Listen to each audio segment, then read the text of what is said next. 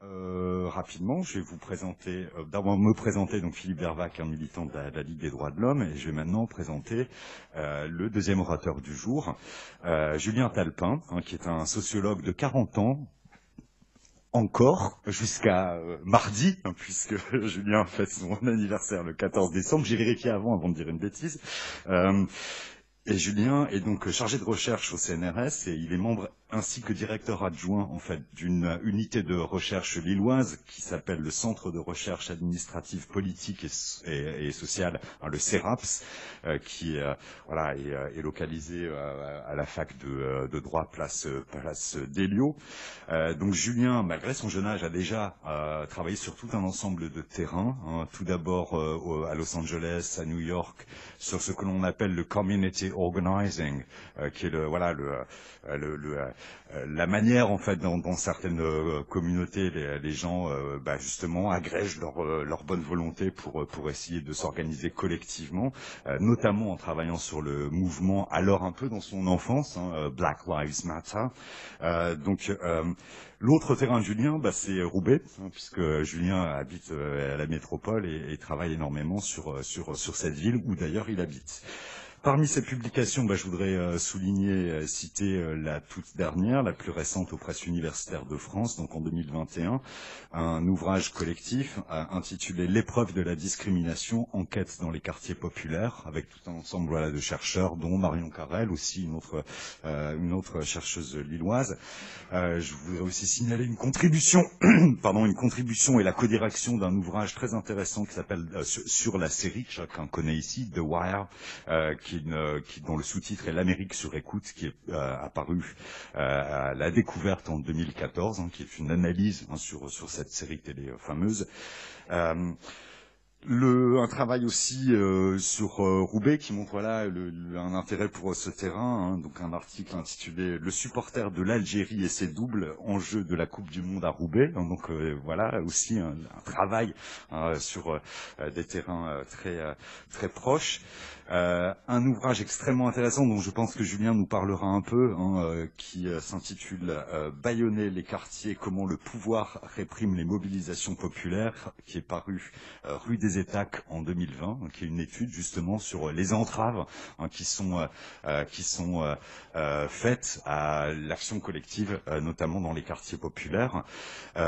Également un ouvrage coédité avec Marwan Mohamed, qui est l'ancien directeur du collectif contre l'islamophobie en France, en fait un ouvrage intitulé Communautarisme, point d'interrogation, qui est une excellente réponse à les instrumentalisations multiples en fait dont le concept peut faire l'objet dans le débat public en France. Donc ça, c'était aux presses universitaires de France en 2018. Et tout dernier élément, parmi les éléments d'actualité pour Julien, la participation à un groupe de recherche intitulé French Muslims in the Global Space, qui est une enquête en fait sur les Français de confession ou de culture musulmane qui ont fait le choix de l'expatriation et d'aller résider donc à l'étranger. Julien, sans être plus long, je te passe la parole. Merci Philippe. Est-ce que je peux enlever mon masque? J'ai vu que Nicolas l'avait fait tout à l'heure. Si je m'éloigne un peu de toi, peut-être. Je risque de m'essouffler sinon.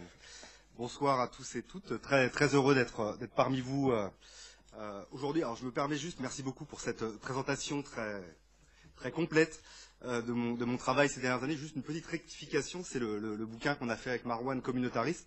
Donc Marwan Mohamed, qui est l'homonyme en fait de l'ancien porte-parole du CCIF, mais Marwan Mohamed en l'occurrence est chercheur au CNRS en fait et sociologue, et on les confond souvent, mais ce n'est pas la même personne. Voilà, je parlerai un peu du CCIF d'ailleurs tout à l'heure, mais il aime bien qu'on rappelle quand même cet élément qui n'est pas tout à fait anecdotique. Donc très heureux d'être ce soir parmi vous pour parler des questions de discrimination et de racisme. Je m'appuierai beaucoup sur ce livre, donc l'épreuve de la discrimination qu'on a publié il y a quelques mois avec un certain nombre de collègues, qui est le fruit de plusieurs années d'enquête, un gros boulot collectif, une dizaine de chercheurs, 7 auteurs. On a travaillé en fait sur 6 quartiers populaires en France, dont Roubaix, moi, c'est effectivement un de mes terrains principaux, mais également des terrains en Seine-Saint-Denis, à Vaux-en-Velin, dans les banlieues de Grenoble et de Bordeaux. Donc m'appuierai notamment sur cette enquête pour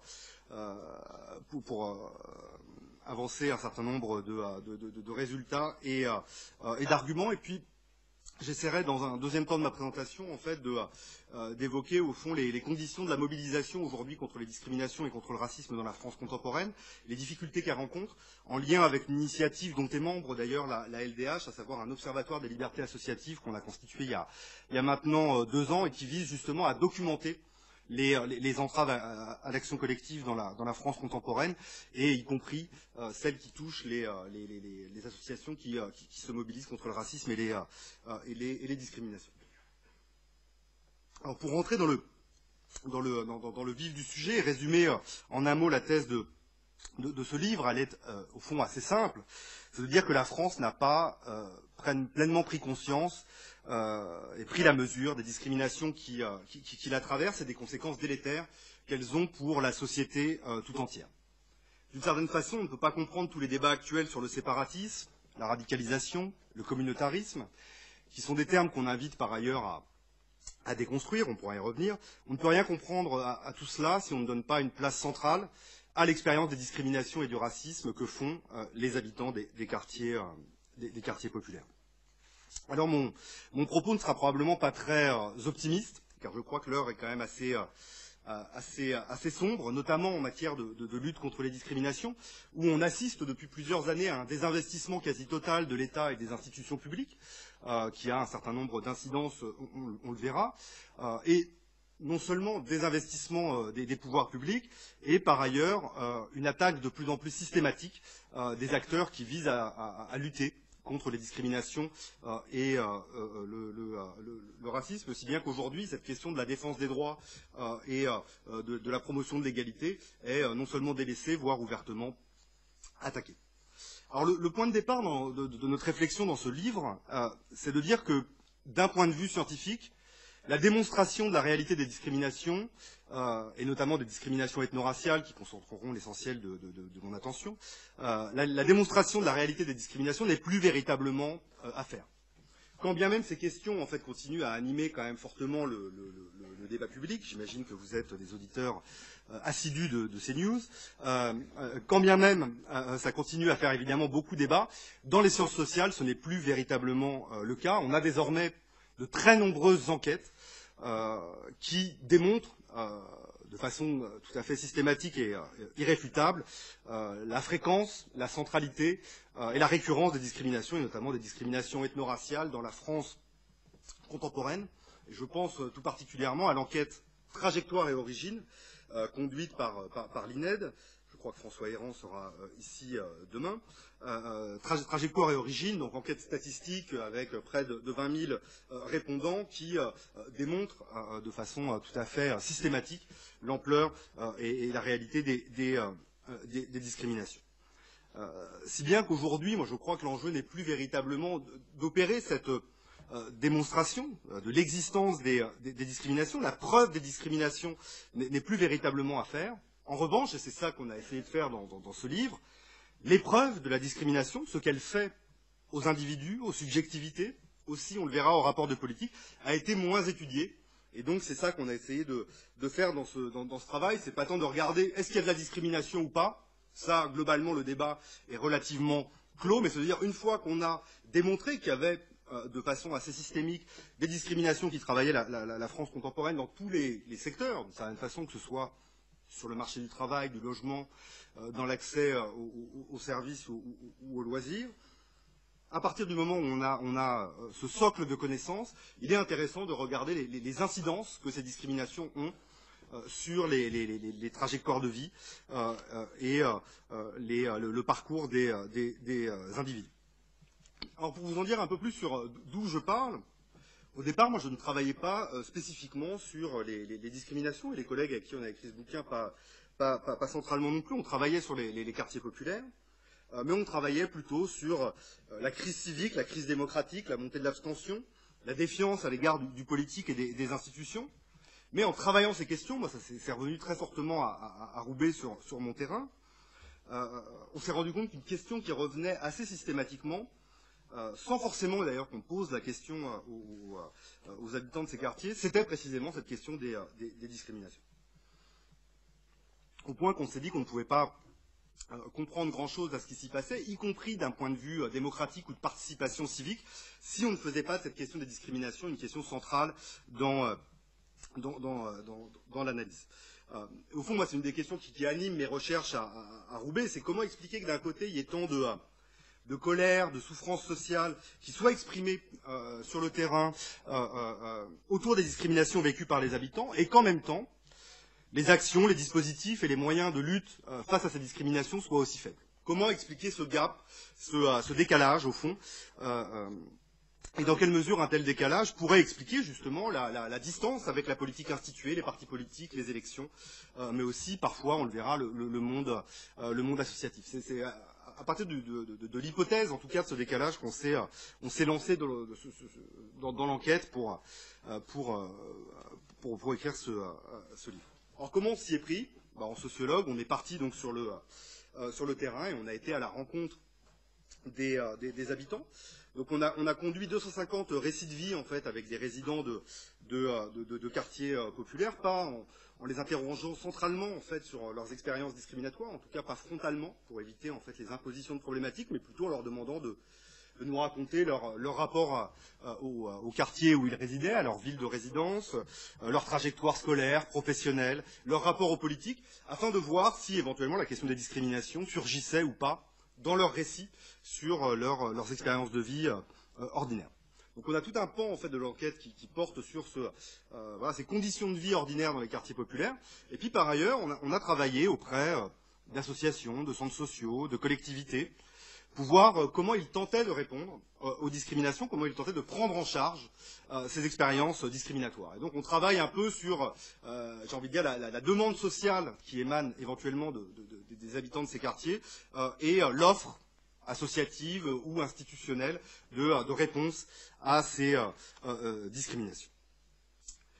Alors quelques résultats de cette enquête. Alors premier point sur lequel je vais passer assez vite, mais notre enquête confirme quand même si ce n'était pas l'objet, je le disais, mais l'ampleur et la fréquence des discriminations qui touchent les habitants des quartiers populaires, puisque la quasi-totalité des gens qu'on a rencontrés nous ont fait part d'au moins une discrimination survenue au cours de leur vie, bien souvent plusieurs, mais voilà, alors 93% pour être précis des gens qu'on a rencontrés nous ont fait part de discriminations survenues à un moment ou autre de leur trajectoire.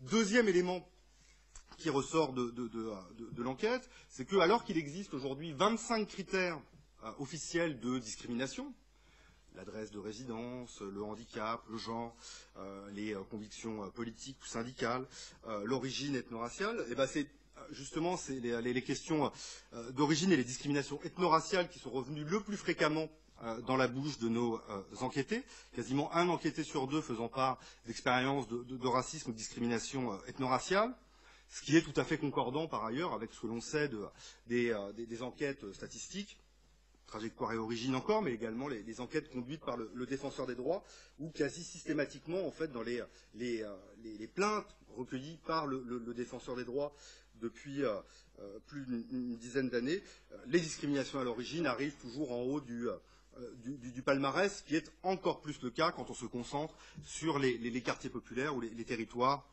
politiques de la vie. Troisième élément un peu de constat de base, c'est un élément qui nous a un peu surpris, c'est que concernant les espaces où survient la discrimination, c'est notamment les discriminations institutionnelles qui sont revenues fréquemment, notamment dans les interactions avec la police, ce qui est relativement peu surprenant, mais également à l'école, comme source de discrimination. 4 enquêtés sur 10 nous faisant part d'expériences discriminatoires ou stigmatisantes survenues dans l'enceinte scolaire. Ce qui là aussi a des incidences sur, on le verra, le rapport aux politiques derrière. Alors je l'évoque parce que ça donne des éléments. Après, nos chiffres n'ont pas valeur représentative, ce n'est pas une enquête statistique. Nous, on était vraiment sur du recueil de récits de vie. Bon, néanmoins, deuxième point que je voudrais souligner, au-delà de la fréquence et du caractère très commun de ces expériences discriminatoires. Autre élément qui se dégage de notre enquête, c'est la très grande violence que représentent ces expériences pour les individus. Le fait de ne pas obtenir notamment les opportunités qu'on estime méritées.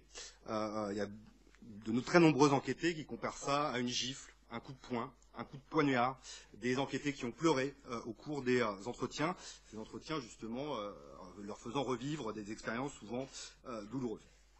Pour ne citer qu'un exemple, un extrait d'entretien parmi beaucoup d'autres, un extrait qui est assez révélateur de justement cette violence des discriminations. Donc c'est Toufik, un électricien de Vaux-en-Velin, qui nous explique en fait ce qu'il a ressenti quand un de ses clients pour lequel il travaillait a affirmé « Pourtant j'avais dit à votre patron que je ne voulais pas de maghrébins ». Et là donc Toufik nous dit c'était un gros choc, un clivage d'identité, tout la totale. Là, je me suis remis en question. En fait, c'est les paroles, parce que franchement, j'aurais préféré un coup, c'est mieux. Parce que les paroles font encore plus mal que les coups, parfois. Ça remet en cause tout, mon travail, mes parents, mon éducation, tout.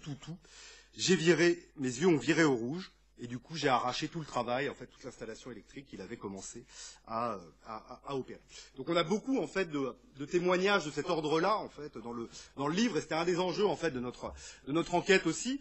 Et ce d'autant plus, je le dis très explicitement, en fait, que l'enquête a notamment été conduite par des sociologues qui peuvent être catégorisés comme blancs et donc qui ne sont pas nécessairement confrontés à l'expérience du racisme. Et donc, un des enjeux pour nous, c'était de visibiliser des expériences et des formes de souffrance sociale ordinaire dont n'ont pas forcément conscience les membres de la population majoritaire et dont ne font pas forcément part les minorités du fait précisément de la violence qu'elles représentent.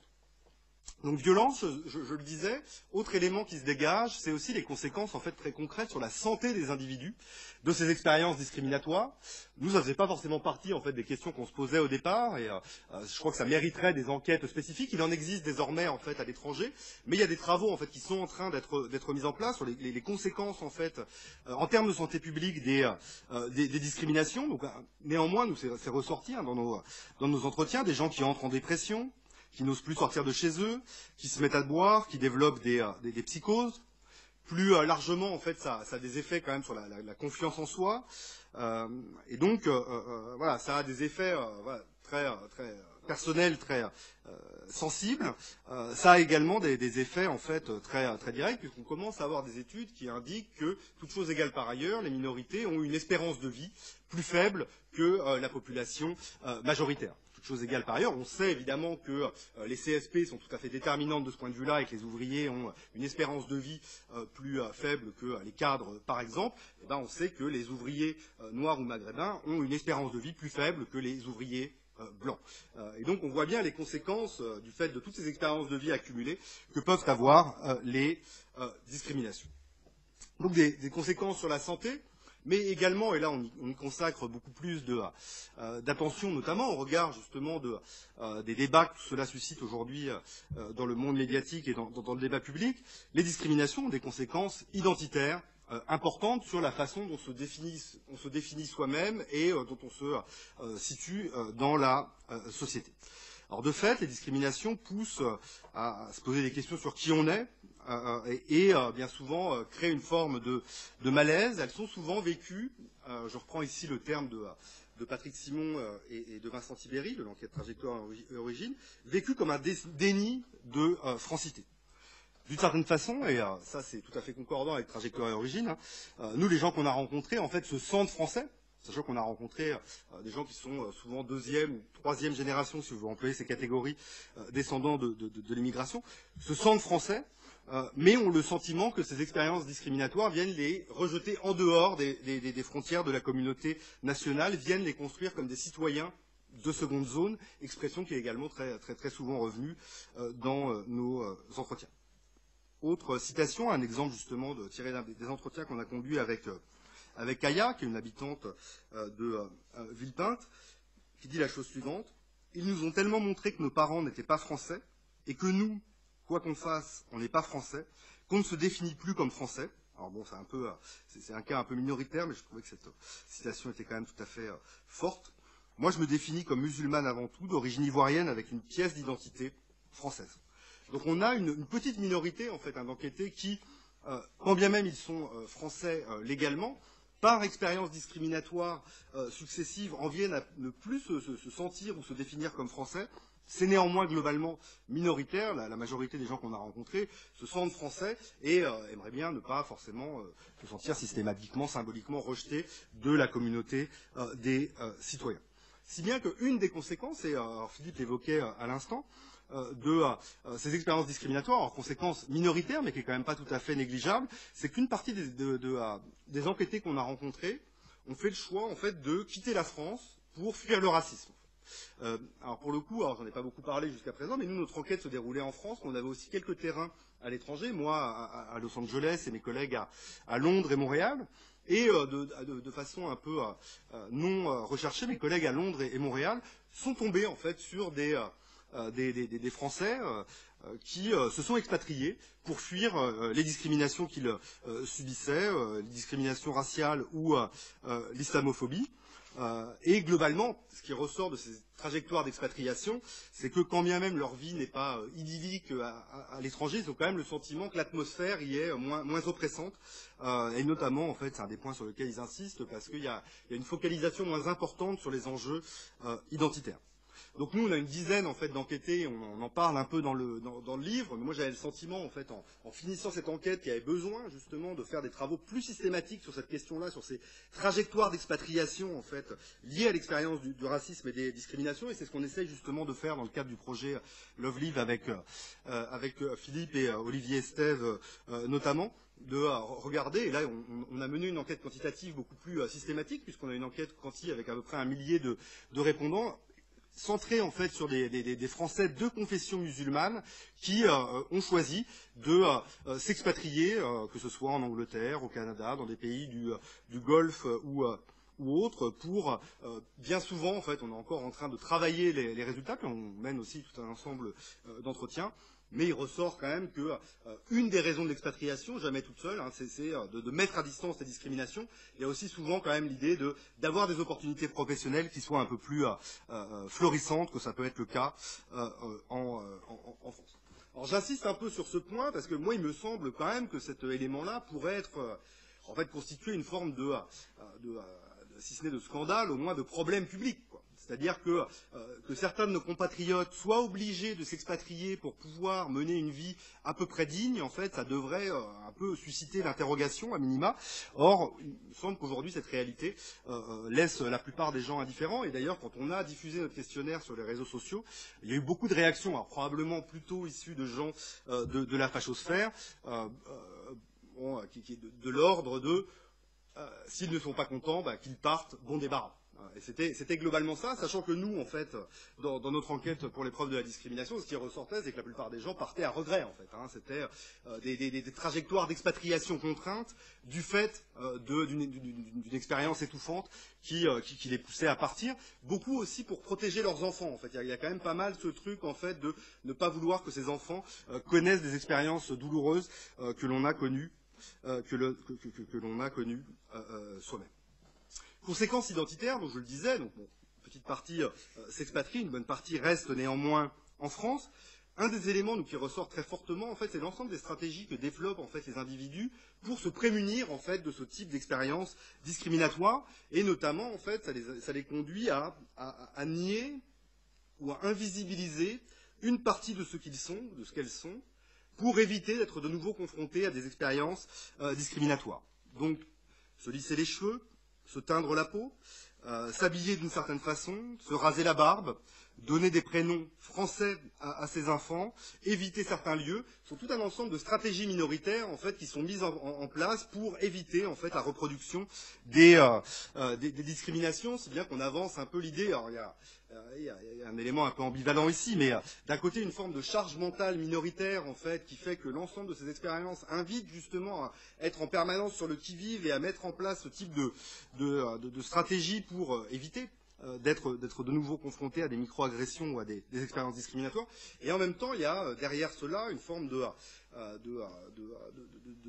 ruse ou d'art de la résistance qui se met en place, une forme d'agency minoritaire en fait pour voilà, se prémunir de la discrimination qui peut être aussi derrière vecteur de mobilisation et d'engagement. Alors toujours sur ces conséquences identitaires, et là je vais rentrer en débat avec certains de mes collègues de l'IEP de Lille, c'est qu'une des conséquences de l'expérience ordinaire du racisme et des discriminations, c'est que, et ça ressort quand même fortement de notre enquête, nous, c'est que ça contribue à on peut dire, à la racialisation des rapports sociaux ou à l'ethnicisation des identités. Il ressort quand même de notre enquête que les individus se définissent davantage que par le passé à partir de leurs origines, comme maghrébins, arabes, noirs, musulmans. Même si ça n'est jamais exclusif, et c'est aussi un des points sur lesquels nous on insiste dans l'enquête, que les identités sont toujours fragiles, plurielles, composites, et qu'on se définit à la fois comme roubaisien, comme français, comme musulman, comme arabe, comme ouvrier, comme étudiant, etc., et qu'on essaye un peu de faire son mix entre les différentes facettes de son identité, mais ses origines, de fait, sont une facette importante de ces identités. Quelques exemples, là aussi tirés des entretiens qu'on a pu conduire de ces formes d'ethnicisation des identités. Moi, c'est une enquêtée que j'avais rencontrée à Roubaix, Malika, qui a 47 ans, qui est au chômage depuis plusieurs années, malgré un bac plus 3, ce qu'elle attribue à des expériences discriminatoires qu'elle a pu subir, et elle me dit la chose suivante dans l'entretien. Le problème, c'est qu'est-ce qu'on fait? On nous pousse, elle marque une pause, jamais je n'aurais pensé un jour dire on ou nous. Alors moi je dis, c'est parce qu'on est catégorisé comme ça que derrière. Et elle dit, à force, on se pose la question du on. Et donc c'est un des éléments qu'on met en avant en fait dans le bouquin. C'est l'idée d'identité réactive, au fond, d'une certaine façon, c'est l'expérience de la discrimination qui, par sédimentation, d'une certaine façon, conduit nolens volens des gens à s'identifier comme tels, quand bien même ils auraient peut-être préféré mettre à distance certaines de leurs origines ou certaines facettes de leur identité. Ça nous a paru tout particulièrement saillant, en fait, pour des personnes de confession musulmane, y compris qui entretiennent un rapport relativement distancié, en fait, avec la religion, mais qui se retrouvent, en fait, en permanence ramenés, assignés à cette identité-là, tout particulièrement, en fait, depuis les attentats de 2015, en fait, puisque nous, on a conduit notre enquête entre 2014 et 2018, donc dans ce contexte-là. Alors, je voudrais citer, là, pour le coup, Rachid, 50 ans, tunisien, récemment naturalisé français, et il dit la chose suivante. Je ne me suis jamais senti aussi musulman sans l'être qu'en ce moment. Et je me trouve en train de défendre ce que je n'aurais jamais défendu par ailleurs. Ces hypothèses que la machine politico-propagandiste divulgue à longueur de journée ont créé en moi une identité que je ne croyais pas la mienne. Du coup, je suis devenu musulman avant d'être arabe, musulman avant d'être tunisien, musulman avant d'être français, musulman avant d'être immigré. C'est pas identitaire à l'échelle individuelle, mais on me prend, moi, ma personne, et on me met dedans. Je ne me sens pas du tout musulman, mais je me sens plus ou moins obligé de répondre à la stigmatisation et aux amalgames. Et donc l'idée, c'est que la discrimination contribue à façonner des identités ethnicisées. On se pense comme tel, à force d'être traité comme tel. Et donc je dis tout ça parce que c'est des éléments qui, là pour le coup, suscitent des débats aujourd'hui aussi bien dans les sciences sociales que dans le débat public, alors que certains imputent cette ethnicisation des rapports sociaux au mouvement antiraciste, qui contribuerait à véhiculer justement et à légitimer d'une certaine façon la circulation de catégories raciales dans le débat public. Nous, ce qui ressort de notre enquête, en fait, c'est que, et d'ailleurs on peut déplorer, ça on pourra en discuter, mais que les mouvements antiracistes, en fait, sont pour la plupart très largement inconnus, en fait, des habitants des quartiers qu'on a rencontrés, et que, plus encore, les catégories qui sont éventuellement défendues par certains mouvements qui sont souvent ciblés quand on parle de cela, les catégories type indigènes ou racisées, sont très peu mobilisées par les habitants que l'on a rencontrés. Donc ce n'est pas ces catégories-là qui sont utilisées pour se définir. Et donc nous, l'idée que ce seraient les mouvements antiracistes qui seraient à l'origine de l'ethnicisation des rapports sociaux nous semble empiriquement tout à fait discutable. Et il nous semble que si on veut lutter contre l'ethnicisation des rapports sociaux ou la racialisation de la société française, plutôt que de s'attaquer aux mouvements antiracistes, il serait peut-être plus utile de s'attaquer aux discriminations et aux formes d'assignation identitaire qu'elles induisent, ce qui n'est pourtant pas tout à fait le cas. Alors j'en viens à un autre pan de ces questionnements qui là aussi suscite en général pas mal de débats. Vous voyez, on essaye de s'attaquer à un certain nombre de questions qui font beaucoup de débat aujourd'hui dans le débat public.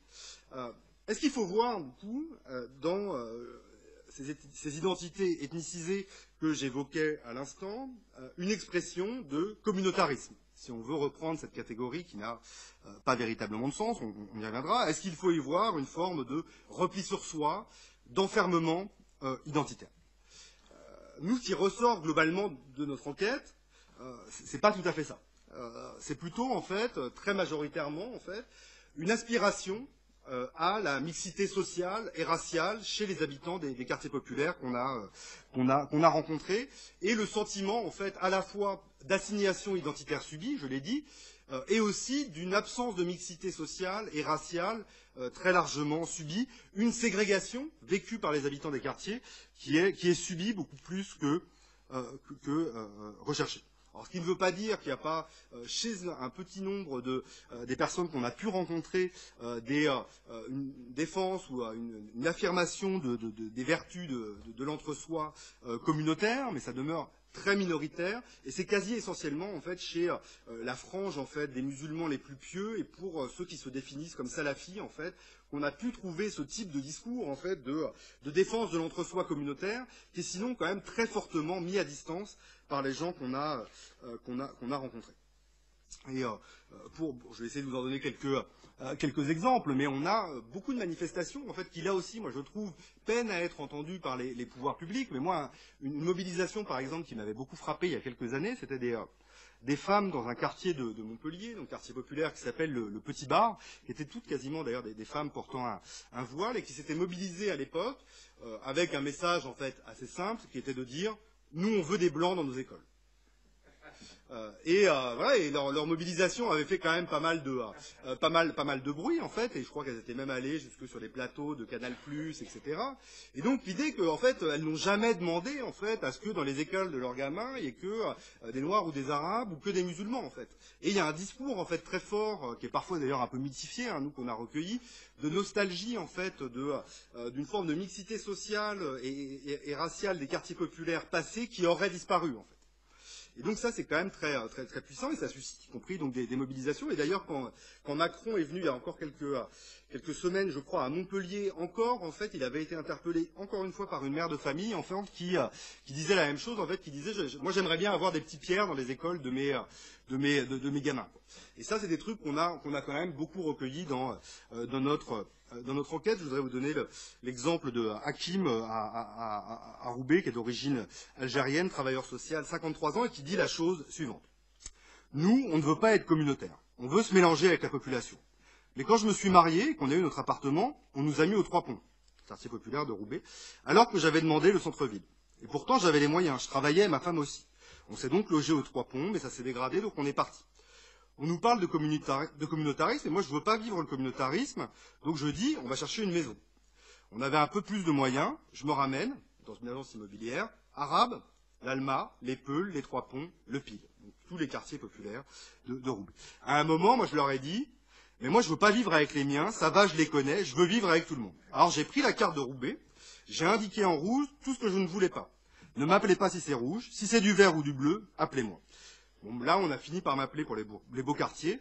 C'est pas que je veux jouer le beau, c'est que j'ai des enfants, je veux qu'ils grandissent dans un bon environnement. Donc là, on voit que c'est quand même problématique, mais pas qu'avec des Arabes ou des Noirs. Mon voisin était arabe, donc vous voyez ce truc de nostalgie en fait. L'autre voisin était français. J'avais une population mélangée quand j'ai grandi dans les années 70, notamment à l'Allemagne. Et donc ça c'est quand même très puissant en fait, et on voit comment aussi les pratiques discriminatoires sur le marché du logement et chez les bailleurs sociaux en particulier contribuent en fait à alimenter en fait ces formes de ségrégation subies. Ce qui n'empêche pas, et c'est là où la réalité sociale est toujours complexe en réalité, que c'est pas parce qu'on aspire à la mixité sociale qu'on veut quitter les quartiers où on réside en fait. C'est souvent aussi très puissant, en fait, notamment dans les opérateurs de la rénovation urbaine, et notamment l'Agence nationale de la rénovation urbaine, l'idée que les quartiers populaires, du fait de conditions de vie parfois dégradées, entraîneraient nécessairement une volonté de départ et que tous les habitants voudraient nécessairement les quitter.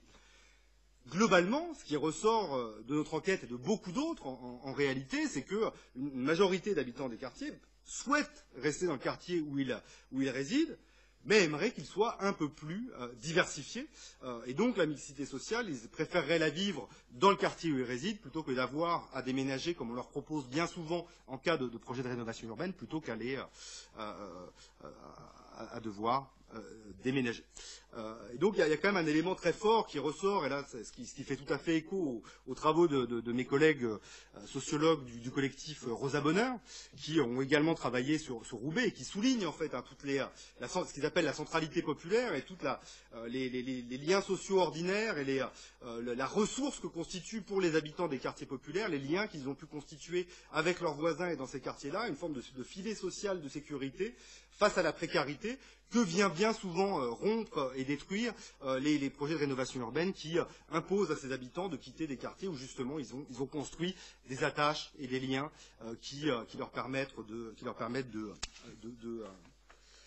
survivre.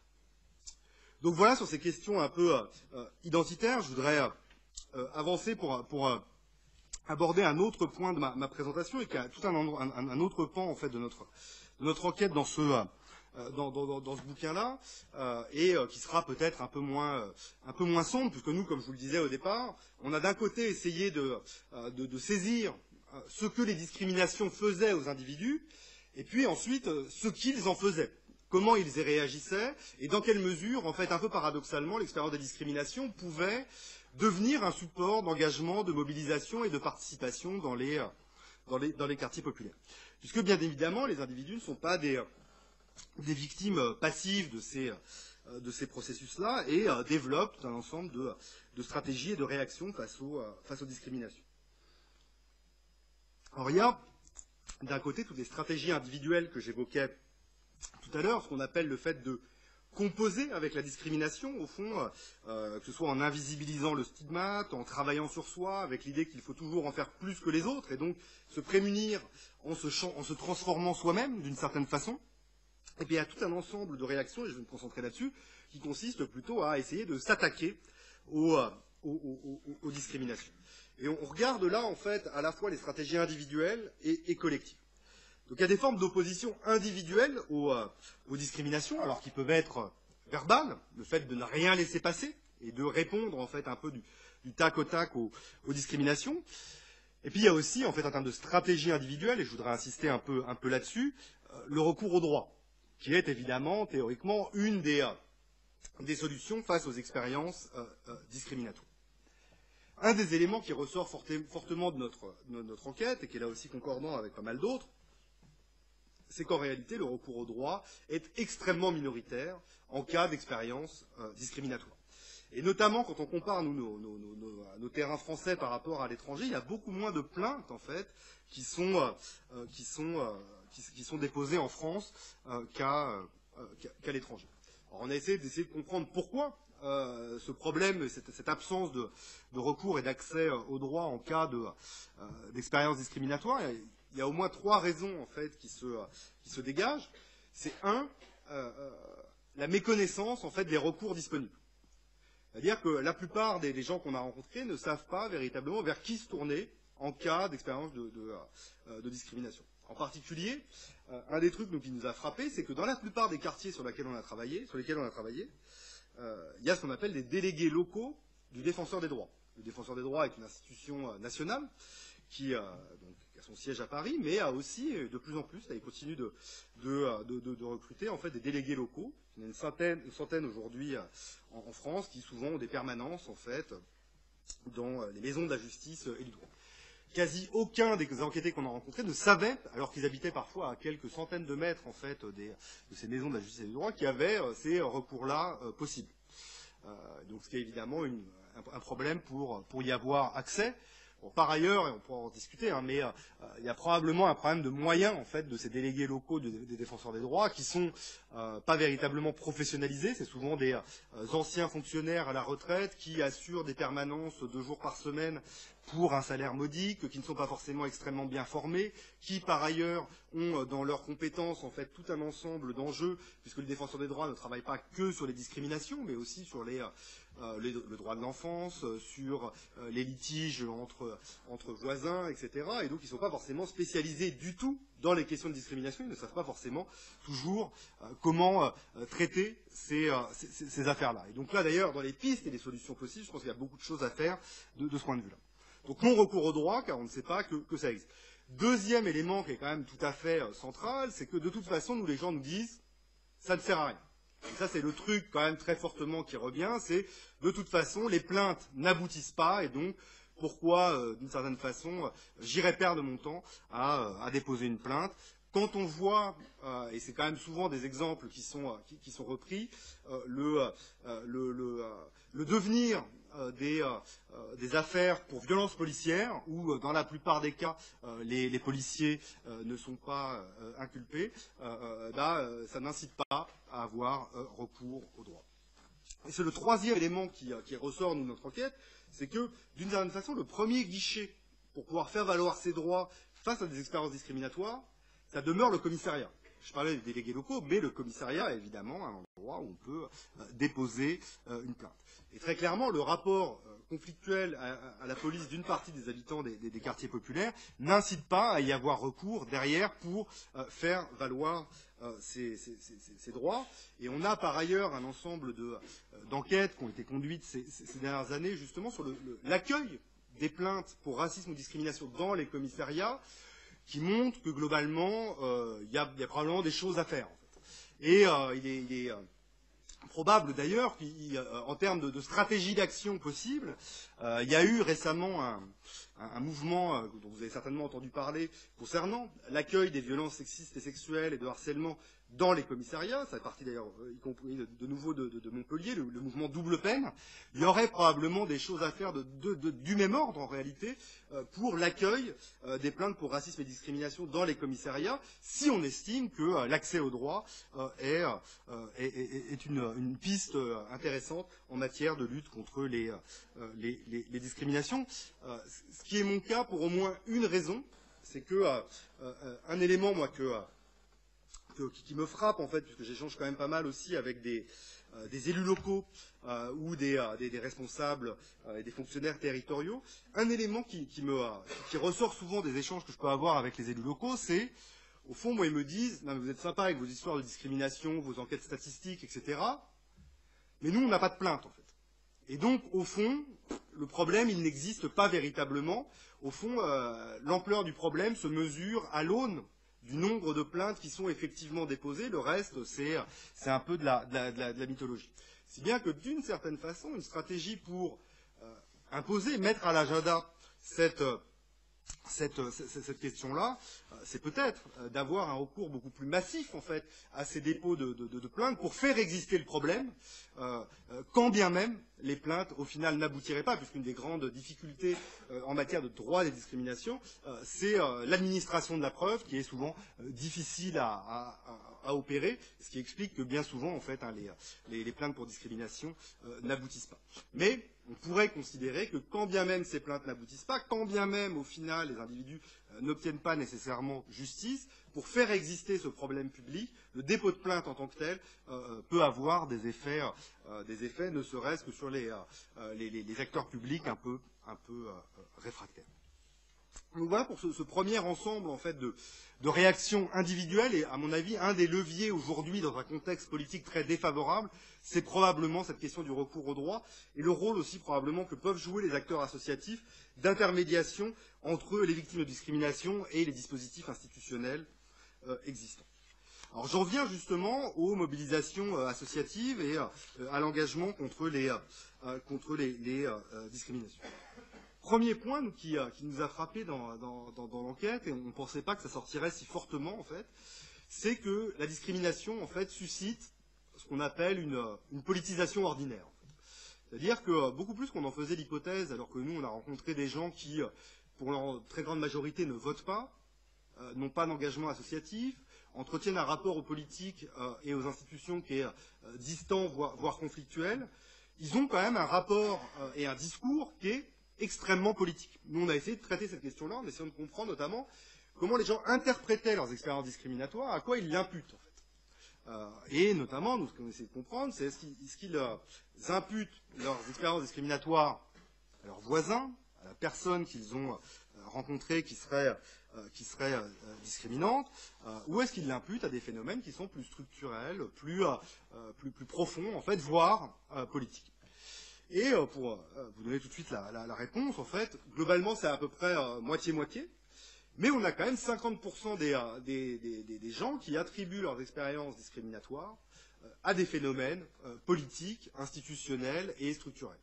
Et donc, qui renvoient leurs expériences discriminatoires alors ça va être au fonctionnement de certaines institutions, la police, l'école, qui en tant que telle serait discriminatoire, à l'histoire nationale, à l'histoire notamment coloniale, à certaines lois qui seraient en tant que telles discriminatoires. Et donc, voilà, on vient souvent aussi aux discours qui sont portés par les responsables politiques ou qui sont véhiculés dans les médias. Et donc, alors là, j'ai pas la citation précise. Moi, je me rappelle, par exemple, un entretien que j'avais fait avec un Roubaisien, et donc qui me racontait en fait une histoire de discrimination qu'il estimait avoir vécu dans son boulot où il n'avait pas du tout la progression de carrière qu'il aurait dû normalement avoir. Et moi, je lui demande en fait, mais est-ce que tu penses que c'était parce que ton responsable était raciste, etc. Et il me dit, mais en fait non, c'est pas le problème. En fait, c'est comme ça qu'il a été socialisé. Alors, je ne dis pas avec ces mots-là, mais d'une certaine façon, au regard du fonctionnement de la société française, du discours qui circule en permanence dans les médias, il ne pouvait pas véritablement faire autrement. Et donc c'est quelque chose qui revient fortement dans nos entretiens, c'est que voilà, une forme de politisation ordinaire liée à l'expérience des discriminations, au fond, là aussi un peu nolens volens, la discrimination vient politiser des gens puisque elle émane de facteurs institutionnels et structurels. Si bien qu'une des conclusions qu'on en tire, c'est que l'expérience de discrimination constitue un potentiel, un réservoir d'une certaine façon d'engagement et de mobilisation dans les quartiers populaires du fait de cette politisation ordinaire, qui est bien souvent en quête de formes d'engagement, de structuration. En fait. Et ce qui ressort de notre travail, c'est justement cela. En fait. C'est que cette politisation ordinaire, elle en reste le plus souvent là, qu'elle peine à trouver des canaux, des débouchés pour s'exprimer et pour passer de la colère à l'action collective. Alors, dernier point que je voudrais quand même évoquer, c'est que dans un petit nombre de cas, un certain nombre d'acteurs s'engagent et se mobilisent contre les discriminations à partir de leurs expériences discriminatoires, transforment leur colère en mobilisation et en engagement. Et donc, nous, on a bossé sur une dizaine d'associations dans les quartiers qui essayent de se saisir de l'enjeu discriminatoire. Globalement, en fait, on a, pour résumer un peu ce qu'on a pu observer, on a essayé un peu de typologiser le type d'action qui est mis en œuvre aujourd'hui pour lutter contre les discriminations. Globalement, en fait, on a trois types d'actions, de répertoire d'actions qui se dégagent. Un, c'est toutes les actions qui visent à visibiliser le phénomène discriminatoire. C'est rendre visible. C'est un peu typiquement ce qu'on est en train de faire peut-être aujourd'hui. C'est l'organisation de festivals, d'expositions, la diffusion de films, éventuellement la production d'une bande dessinée. On a un cas comme ça dans visibiliser pour lutter contre le déni. Deuxième type d'action, et je vous donnerai deux, trois exemples dans un instant, c'est un travail de conscientisation. Donc là, on va organiser des conférences, des formations, des ateliers débats, en direction notamment des victimes de discrimination, pour les armer face à leurs expériences discriminatoires, leur permettre à la fois de témoigner, de mettre des mots sur les expériences qu'ils ont vécues et potentiellement les renforcer, les conscientiser. Et troisième type d'action, mais là qui est beaucoup plus minoritaire, c'est des actions qui visent à interpeller les institutions, voire à faire bouger les politiques publiques.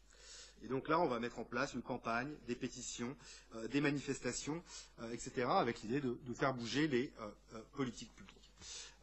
Très clairement, il y a un décalage, nous, entre ce qu'on a pu observer à l'étranger, alors tu parlais de Black Lives Matter tout à l'heure, et en France, où clairement, dans nos terrains étrangers, les collectifs antiracistes sont beaucoup plus sur des modes d'action, on va dire, plus activistes, d'interpellation et de création de rapports de force avec les institutions, alors qu'en France, on est beaucoup sur visibiliser, conscientiser. Alors ça s'explique évidemment par l'état du débat public sur la question. L'idée pour les militants qui mettent en place ce type d'action que l'enjeu premier, c'est de mener au fond une forme de bataille culturelle, de lutter contre le déni qui entoure l'enjeu discriminatoire, de le légitimer via l'organisation de ces conférences, festivals, expositions, etc.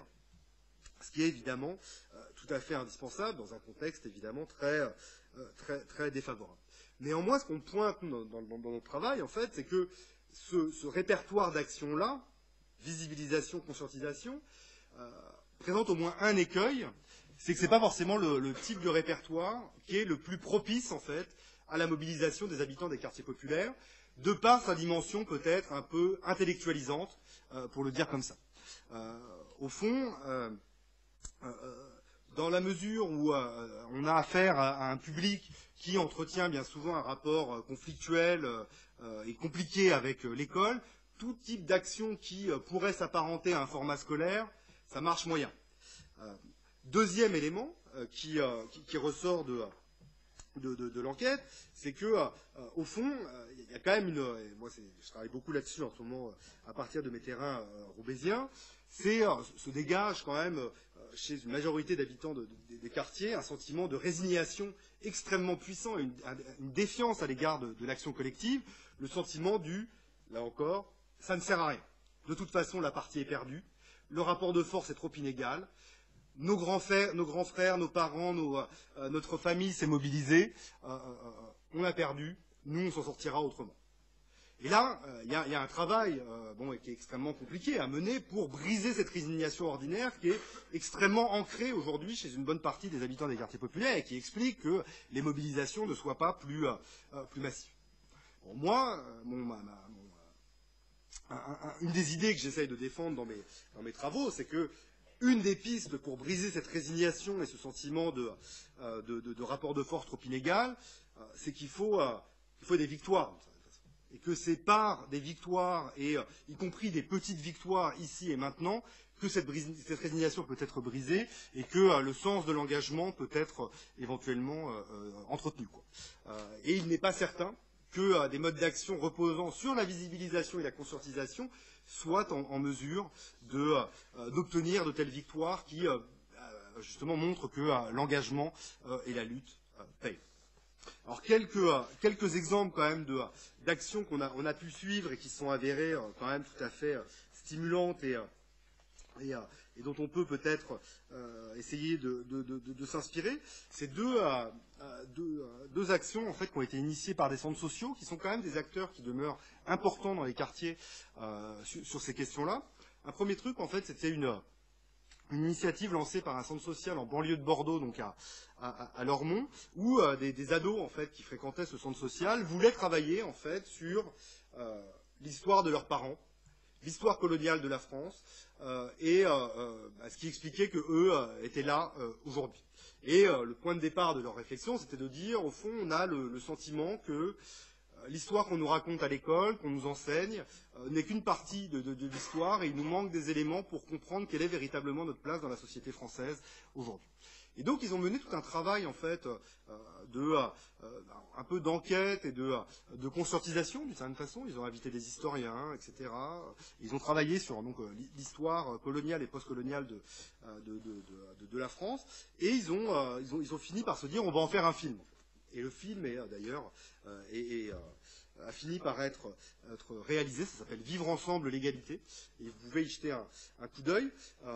Et donc on voit justement tout le processus en fait qui a accompagné ces jeunes qui étaient au départ assez peu mobilisés sur les questions lutte contre les discriminations et racisme, et qui, par la production de ce film, sont devenus un peu militants sur cette question-là. Et là, typiquement, on a un processus en fait de politisation et de construction de capacité d'action collective qui est relativement exemplaire. Alors après, l'histoire finit de façon relativement moyenne, puisque à l'occasion d'une présentation du film, les jeunes en question, donc qui sont quand même pas mal politisés chemin faisant, ont eu la mauvaise idée en fait d'employer la notion de racisme d'État devant des délégués du préfet qui venaient assister à la projection, ce qui ne leur a pas beaucoup plu. Et là, ils se sont dit, non mais c'est quoi ce bordel? En fait, on a fait rentrer le loup dans la bergerie. Ce centre social est devenu une sorte de forteresse islamo-gauchiste. On arrête les frais, on coupe les subs, et pour le coup, ça a eu quand même pas mal de conséquences, puisque les animateurs se sont fait virer, la directrice du centre social a été placardisée, et remballée, finie. Et donc, il y a eu quand même une forme de réponse institutionnelle assez dure, alors qu'on était typiquement dans un cas où on était parvenu, en fait, à susciter une action collective chez des ados qui étaient assez peu prédisposés. Deuxième exemple que je voudrais mentionner en lien avec les histoires d'accès au droit, c'est un centre social à Vaux-en-Velin qui s'appelle le centre social Georges Lévy, qui a fait tout un travail en fait assez intéressant sur la question des rapports entre les jeunes et la police dans le quartier où est situé ce centre social. Donc comme dans bien d'endroits, en fait, là, ils se rendaient compte que les rapports étaient un peu compliqués entre les jeunes et la police. Et première étape, ils se sont dit, on va faire un travail d'enquête, en fait, pour objectiver, en fait, la nature de ces relations et quelle est la nature du problème, quoi. Et donc là, c'est les ados les plus investis au départ dans le centre qui sont allés faire des entretiens, en fait, dans le quartier auprès d'autres habitants. Ils ont recueilli un ensemble d'éléments où se ressortait en fait fortement notamment la méconnaissance des droits et des devoirs en cas notamment de contrôle d'identité. À partir donc de ce matériau qu'ils ont recueilli, ils se sont dit qu'est-ce qu'on peut faire? Et là ils se sont inspirés en fait d'une expérience. Alors là ils ont été aidés par quelques sociologues en chemin, et ils ont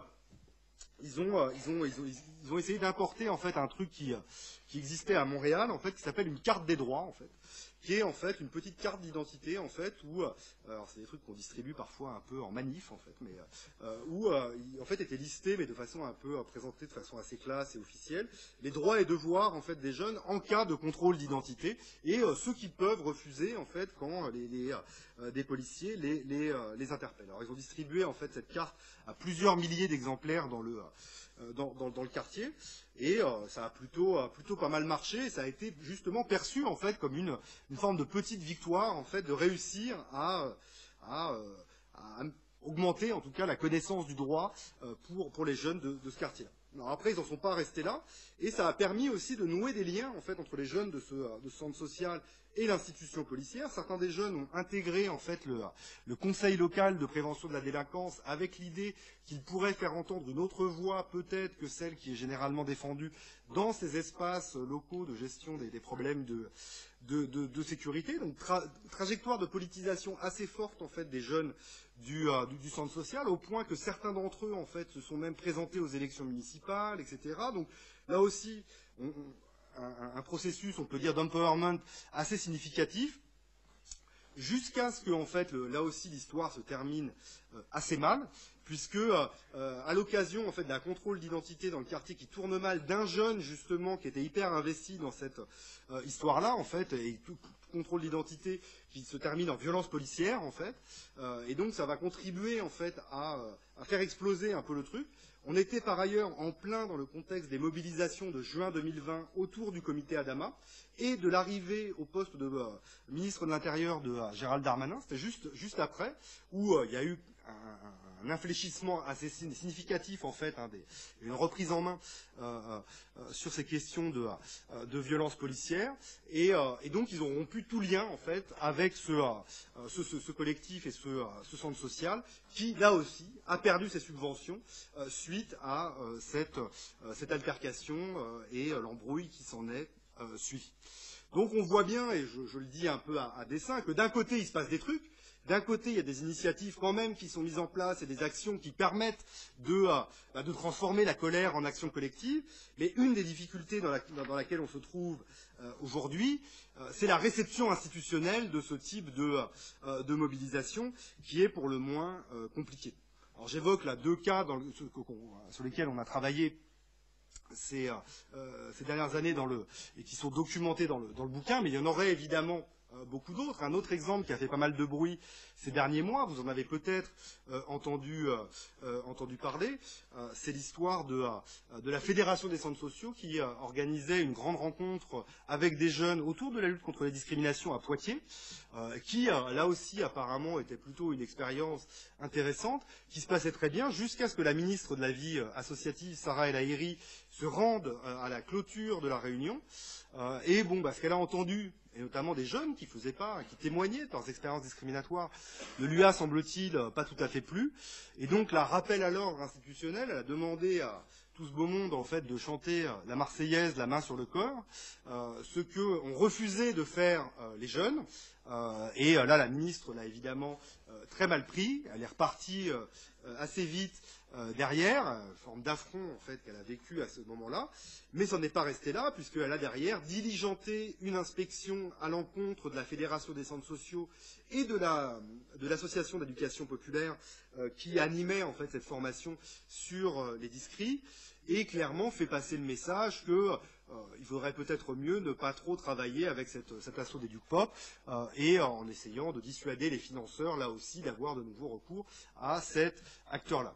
Là, pour le coup, la Fédération des centres sociaux, qui est un acteur relativement puissant, est resté relativement droit dans ses bottes, mais on voit en fait à quel point, au fond, les institutions se raidissent quand elles sont confrontées à ce type de discours dont j'ai essayé de vous faire part aujourd'hui. Alors, je vous parle de tout ça parce que c'est un des pans, et je finirai là-dessus, je ne voudrais pas être trop long. C'est un des pans de mes recherches aujourd'hui, et je le disais, dans laquelle la LDH est impliquée, c'est essayer de documenter justement les entraves institutionnelles à l'action collective qui se multiplient ces dernières années en France. Alors, sur la question de la lutte contre les discriminations spécifiquement, mais évidemment pas uniquement, on a réalisé tout un travail d'enquête dans le cadre de cet observatoire ces dernières années. Je vous renvoie vers le site et la cartographie qu'on a concocté, où on documente sur tous les secteurs d'action publique, environnement, logement, tous les secteurs d'action associative, documenter ces formes d'entrave et de répression institutionnelle à l'action collective.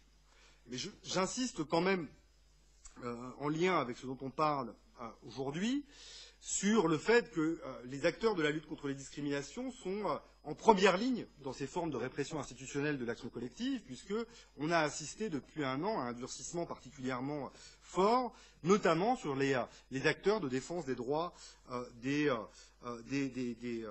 musulmans.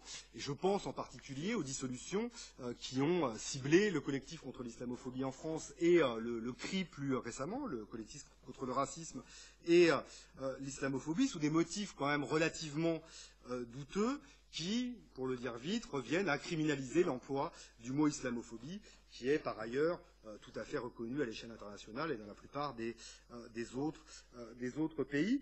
Et ça me semble d'autant plus problématique, en fait, ces attaques institutionnelles dont la dissolution constitue le stade suprême attaque institutionnelle, que j'évoquais tout à l'heure l'enjeu du recours au droit, de l'accès au droit et de ce travail d'intermédiation entre les victimes de discrimination et les institutions ou les espaces juridiques. Et là, très clairement, suite à la dissolution du CCIF, on se retrouve un peu sans acteurs pour pouvoir effectuer ce travail-là. Alors, la LDH, avec d'autres, continue d'une certaine façon à le faire, mais le CCIF, qui était plutôt une asso, on peut dire, relativement légaliste, et c'est pour ça que sa dissolution est d'autant plus violente, j'ai envie de dire,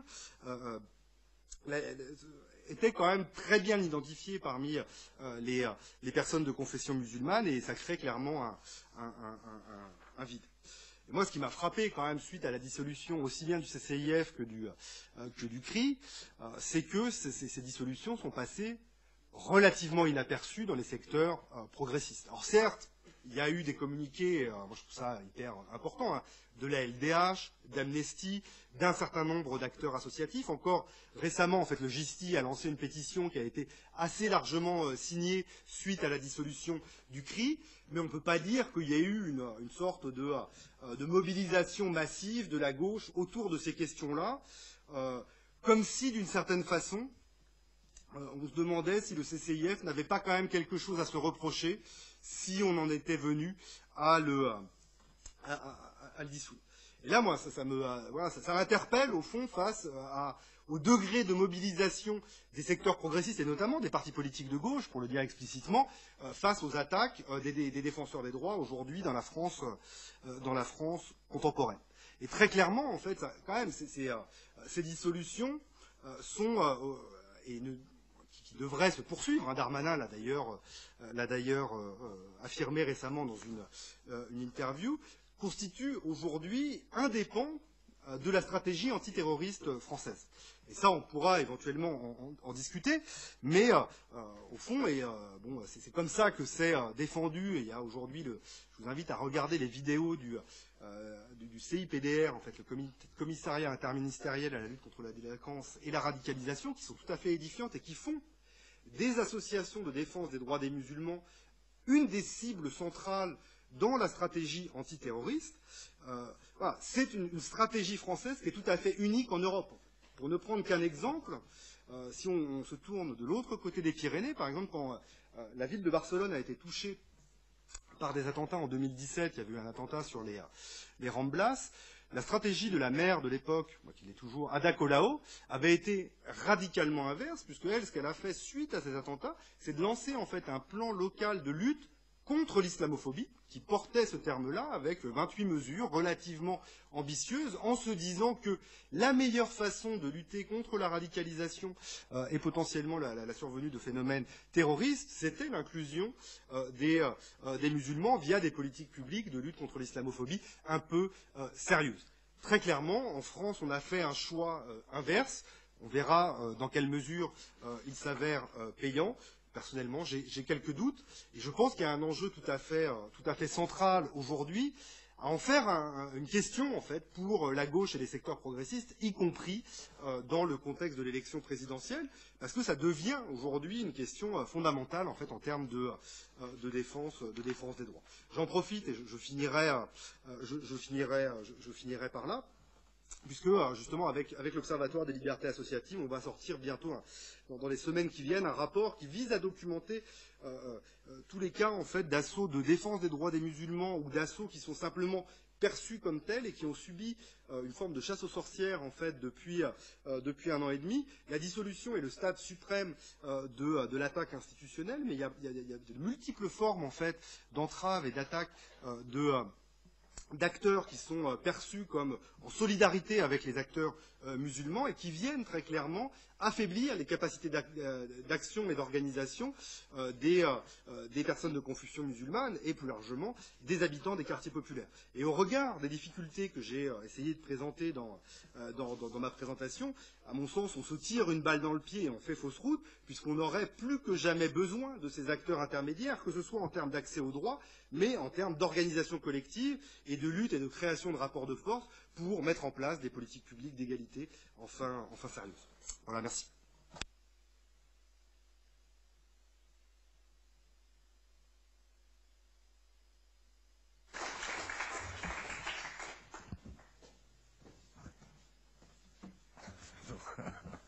Je pensais que tu avais une question très pressante, Nicolas. Donc...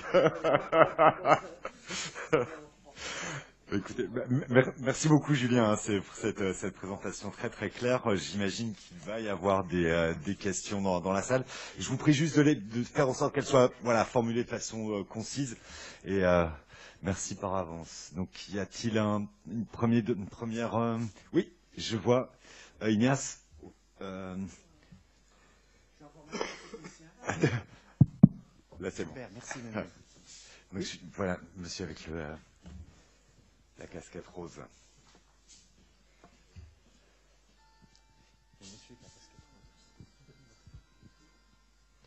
Bonjour Monsieur Talpin. Vous avez tout à l'heure parlé de la politisation ordinaire de la discrimination. Comment expliquez-vous en fait qu'elle ne s'agrège pas plus dans une réponse politique sur la scène publique?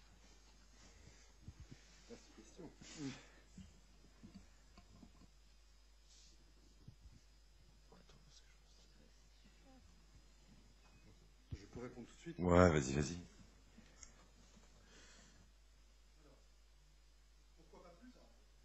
Point.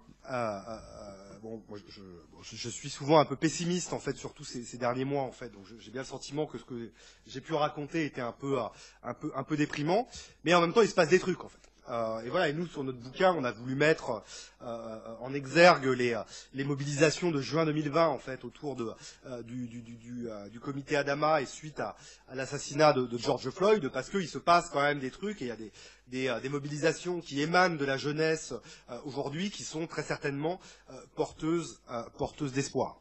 En même temps, et là on manque encore d'enquête en fait, moi je trouve, mais y compris en juin 2020, il serait illusoire de croire que l'essentiel des gens qui ont manifesté dans les rues de Paris ou de Lille étaient des gens qui étaient issus des quartiers populaires. Moi, par exemple, à Roubaix, il n'y a pas eu une mobilisation considérable, en fait, au moment des manifs de juin 2020. Moi, mon hypothèse, alors ça mériterait des enquêtes peut-être un peu plus systématiques, c'est que les mobilisations à ce moment-là émanaient surtout des franges éduquées des minorités françaises. Voilà, et ce qui n'est pas surprenant au regard de ce qu'on sait, des conditions d'engagement dans des mouvements sociaux, etc. Le capital culturel est souvent un facteur important, et je pense que de toute façon, hein, c'est y compris du côté de ces avant-gardes-là que les choses vont bouger. Bref, il y a quand même des trucs qui bougent, et on peut aussi estimer que le backlash que l'on vit depuis 1 an et demi, via justement tout ce qui s'est passé depuis que Darmanin est ministre de l'Intérieur, les attaques sur les assauts de défense des droits des musulmans que j'évoquais à l'instant, avec la dissolution du CCIF et autres, est précisément une réaction au fait que en fait le pouvoir a eu peur, en fait, je crois, en juin 2020, en se disant il se passe en fait un truc, quoi. Ces manifs sont quand même un moment historique dans l'histoire des mobilisations antiracistes françaises, peut-être depuis celle qui avait eu lieu en 83 autour de la marche pour l'égalité et contre le racisme. En même temps, et c'est vrai que moi le cœur de mon travail c'est quand même plutôt ça, c'est quand même de dire la révolution n'est pas au coin de la rue. Voilà, et moi, voilà, j'habite à Roubaix depuis 10 ans. Il n'y a pas eu de mouvement social d'ampleur sur les questions raciales et de lutte contre les discriminations. Il n'y a pas d'organisation antiraciste et de lutte contre les discriminations très puissante dans une ville de 100 000 habitants, 80 000 habitants, territoire politique de la ville, où les minorités sont probablement majoritaires. Et donc, à mon sens, pour un premier élément de réponse à votre question, c'est que l'offre de prise en charge de cette question-là, elle est aujourd'hui trop faible. C'est qu'on manque d'acteurs collectifs suffisamment puissants pour effectuer ce travail-là. Alors après, pourquoi des acteurs, il y en a, mais ils sont faibles. Et alors pourquoi ils sont si faibles? Là, il y a plusieurs raisons. Un élément central, et c'est pour ça moi que j'en suis venu à beaucoup travailler sur ces questions-là, tu parlais de bâillonner les quartiers tout à l'heure, on a aussi sorti un bouquin récemment qui est un ouvrage collectif qui documente plusieurs enquêtes dans pas mal de quartiers qui s'appelle démobiliser les quartiers, c'est le traitement institutionnel de ces mobilisations-là, c'est que c'est extrêmement coûteux de s'engager contre les discriminations et le racisme dans les quartiers populaires. Aujourd'hui, ceux qui l'ont fait, l'ont payé très cher de leur personne. Alors moi, je travaille beaucoup là-dessus. En fait, c'est sur le coût de l'engagement pour les militants dans les quartiers populaires, le coût très concret, en fait, en termes de trajectoire professionnelle. C'est-à-dire que bien souvent, en fait, les gens qui sont les leaders des luttes dans les quartiers, l'ont payé par un déclassement professionnel. Souvent, c'est plutôt des gens qui bossent dans le travail social, dans des collectivités, etc. Bon, ça n'a pas facilité leur progression de carrière. Coût symbolique également, bien souvent, ça se traduit par des attaques en communautarisme, en séparatisme, en frères musulmans, etc. Et donc, il faut être prêt à endosser ces attaques-là. Et moi, ce que je vois, en fait, c'est à quel point le coût du militantisme dans les quartiers populaires rend la transmission intergénérationnelle de la politisation plus compliquée. C'est-à-dire que aujourd'hui, à Roubaix, mais dans beaucoup de quartiers, ceux qui restent, c'est des gens qui ont 40, 50, voire 55 ans, en fait, qui sont des gens qui ont commencé à militer dans les années 80-90, qui continuent à tenir la baraque, mais les jeunes de 20 ans, en fait, quand ils voient justement à quel point les vieux ont pris cher, ils se disent non mais en fait, moi je me barre à l'étranger, je fais des études ou je fais du business en fait, mais je ne vais pas me sacrifier au fond pour la cause qui semble par ailleurs perdue d'avance. Donc, premier point, c'est le traitement institutionnel qui rend effectivement l'engagement très coûteux. Deuxième élément, et alors là, bon, c'est des dialogues moi que j'ai avec des camarades militants. Moi, je pense quand même, et c'est un peu ce que j'ai dit tout à l'heure dans la présentation, c'est que je pense qu'il faudrait des modes d'action plus offensifs en fait sur ces questions-là. Et voilà. Et donc je vous prends un exemple parce qu'il se passe quand même des trucs. Moi, j'ai accompagné pendant plusieurs années la création d'un collectif anti-discrimination à Roubaix, qui rassemblait. Alors, c'était intéressant parce que bon, une des difficultés, c'est souvent la division en fait aussi entre les différents acteurs, les différentes assos. Il n'y a pas plus divisé que la scène antiraciste. Et alors là, il y avait la LDH, le MRAP, SOS Racisme, des gens qui se définissent un peu antiracisme politique, proches de Saïd Bouamama, voire des indigènes, qui bossaient ensemble à Roubaix. Tout ça rassemblé dans un collectif et qui se disent, c'était pour les 30 ans de la marche justement, ils se disaient, on va refaire quelque chose, il ne se passe plus rien en termes de lutte contre le racisme et les discriminations à Roubaix, on relance la machine. Tout le monde se rassemble, énergie, dynamisme, super. Ils se lancent, qu'est-ce qu'ils disent? Bon, qu'est-ce qu'on fait? Premier truc, on va faire un diagnostic. Bon, déjà, en termes de mobilisation, ça n'a pas suscité un gros engagement, mais alors là, ils obtiennent des financements pour faire un diagnostic sur l'état des discriminations à Roubaix. Ils font le diagnostic, etc. Ils font ensuite une formation. Alors, ils se forment, les militants, etc., sur le droit. Voilà. Très bien, ils se forment sur cette question-là. Et après, plus rien. Alors pourquoi plus rien? Parce qu'en fait, ils ont attendu des années que la mairie accepte d'organiser une restitution publique du diagnostic, parce qu'ils voulaient justement, ils attendaient d'avoir cette reconnaissance institutionnelle de l'état des lieux des discriminations à Roubaix. Au fond, la mairie leur a fait un peu à l'envers en mode stratégie de pourrissement en gagnant du temps. Et le collectif, à force d'attendre la restitution de ce diagnostic, qui est un truc en général qui se fait dans ce type d'occasion, n'a jamais réussi à véritablement se lancer dans une dynamique d'action. Et alors qu'il y avait plus ou moins cette idée-là, l'énergie, ils l'ont consacrée à organiser ce diagnostic et cette potentielle restitution, plutôt qu'à aller mobiliser les gens, en fait. Et moi, derrière, qui observais le truc, mais qui essayait un peu de discuter stratégie aussi avec mes camarades militants, je leur disais, mais peut-être qu'il y aurait moyen d'aller faire du porte-à-porte, d'organiser des actions, de faire des trucs, d'aller à la rencontre des habitants. Et alors, ils trouvaient ça très bien, mais ils n'avaient plus l'énergie, en fait. Et donc, il y a eu une forme de canalisation institutionnelle de l'énergie militante à double titre, à la fois parce qu'il y a eu de l'argent, en fait, pour faire des formations, des diagnostics, etc. Par contre, pour aller faire du porte-à-porte, voire pour organiser des manifs, des pétitions, de la désobéissance civile sur ces questions-là, là, il y a beaucoup moins de moyens. Donc, voilà. Et puis, perte d'énergie, de temps, d'investissement personnel dans des types d'actions qui ne permettent pas d'obtenir des victoires.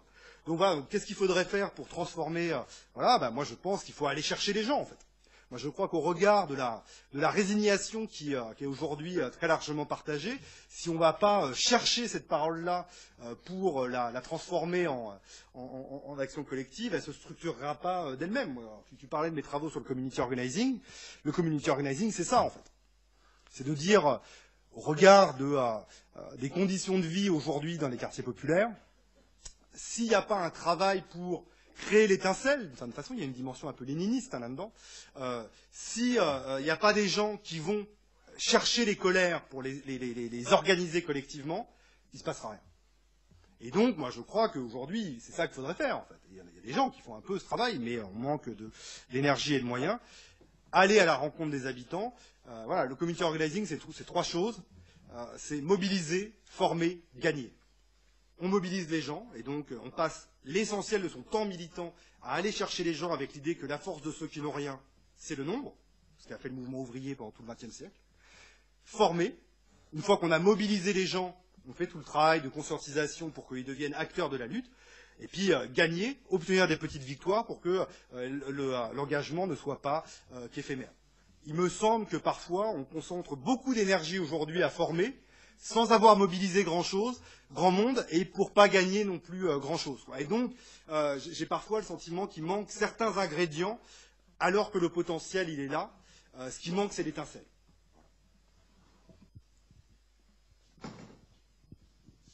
Merci. Bonsoir, je voudrais témoigner, je m'interroge parce que bon, j'en connais beaucoup, j'en suis pas, mais j'en connais beaucoup. Les artistes qui vont sur les territoires, qui sont dans les cadres des Cléas, pour le coup, il y a quand même pas mal de pognon qui est mis, avec des artistes qu'on retrouve, c'est des témoignages de nombreux amis comme ça, qu'on retrouve un peu au front, tout seul. C'est-à-dire tout seul, hein. Enfin, alors on les missionne en disant il va falloir faire ci, travailler sur le genre, sur le racisme, recueillir des histoires de vie, créer des événements, créer des films, créer des web-séries, enfin tout un énorme travail qui est fait sur le terrain. Ils se prennent de plein fouet les difficultés des personnes qu'ils rencontrent, ils repartent avec ça comme ils peuvent, hein, voilà, avec une expérience de vie qui est peut-être enrichissante ou même destructrice. En tout cas, je suis convaincue que ce qu'ils vivent avec ces gens-là, qui est pas militant, qui est juste, je vais m'intéresser à ce que vous faites et je vais recueillir votre parole et je vais dans quelque chose de purement fraternel, même s'ils sont payés pour le faire, etc. Mais en tout cas, leur démarche, souvent, elle est quand même animé par ça, et peut-être qu'avant de pouvoir emmener les gens dans des luttes, il faut aller vers eux, vers cette écoute fraternelle, juste un intérêt qu'on leur porte, porter à leur histoire de vie, à leur histoire familiale, à leurs difficultés, réussir à les mobiliser sur des petites choses qui les valorisent, enfin vous voyez, des petites choses, et j'ai l'impression que c'est fait par les artistes tout seul, quoi. Et que derrière, malheureusement, il n'y a pas une sorte de mobilisation, de soutien, un recueil des sociologues, des ethnologues, qui pourraient venir en plus, ou de gens plus engagés dans la politique sur ces actions-là.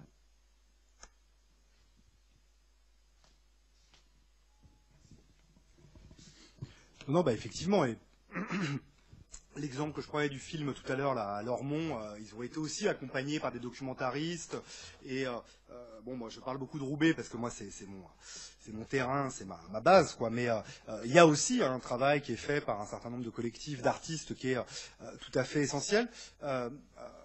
Moi, le point que j'essaye de défendre, c'est que en fait, il y a besoin que ce type de travaux s'inscrivent dans la durée, en fait. Il y a besoin de pérennité, quoi. Et moi, je pense qu'on crève, en fait, de l'action publique par projet, pour le dire comme ça. Et moi, je le vois, en fait, hein, dans les quartiers, c'est-à-dire que le fait que les financements, il y a quand même besoin d'argent pour faire des trucs à un moment, sont souvent de courte durée. Je reprends un exemple, voilà, autre centre social sur lequel je bossais à Roubaix, qui organise un truc super intéressant avec des jeunes, où ils organisaient à la fois un open mic, truc un peu du hip-hop, machin, etc. Ils faisaient du parcours, des battles, des trucs, et à la fin du truc, il y avait un formateur qui est excellent là-dessus, qui s'appelle Jessie Cormon, avec sa boîte d'éducation populaire, qui vient et prise de parole des jeunes, etc., pour justement parler de discrimination. Il arrive à créer le cadre, il emploie des mots qu'on n'entend pas beaucoup dans ce type d'espace-là, etc. Super. Ils organisent 3 rencontres, parce qu'ils avaient eu le financement pour organiser 3 rencontres, et fini, on arrête, on remballe. Qu'est-ce qu'on en fait, en fait? La question, c'est qu'est-ce qu'on fait de ces témoignages, de ces paroles, de ces films, de ces bandes dessinées, etc. Voilà. Alors après, moi, je dis clairement d'où je parle. Hein. J'ai parlé du mouvement ouvrier à la fin. Moi, je reste convaincu qu'il faut des organisations pérennes et des mobilisations pérennes pour pouvoir obtenir des victoires et infléchir des rapports de force. Voilà. Moi, je regarde aussi ce qui se passe dans les quartiers populaires à l'aune de ce qu'a été le mouvement ouvrier et de ce qu'il a pu à un moment réussir à faire.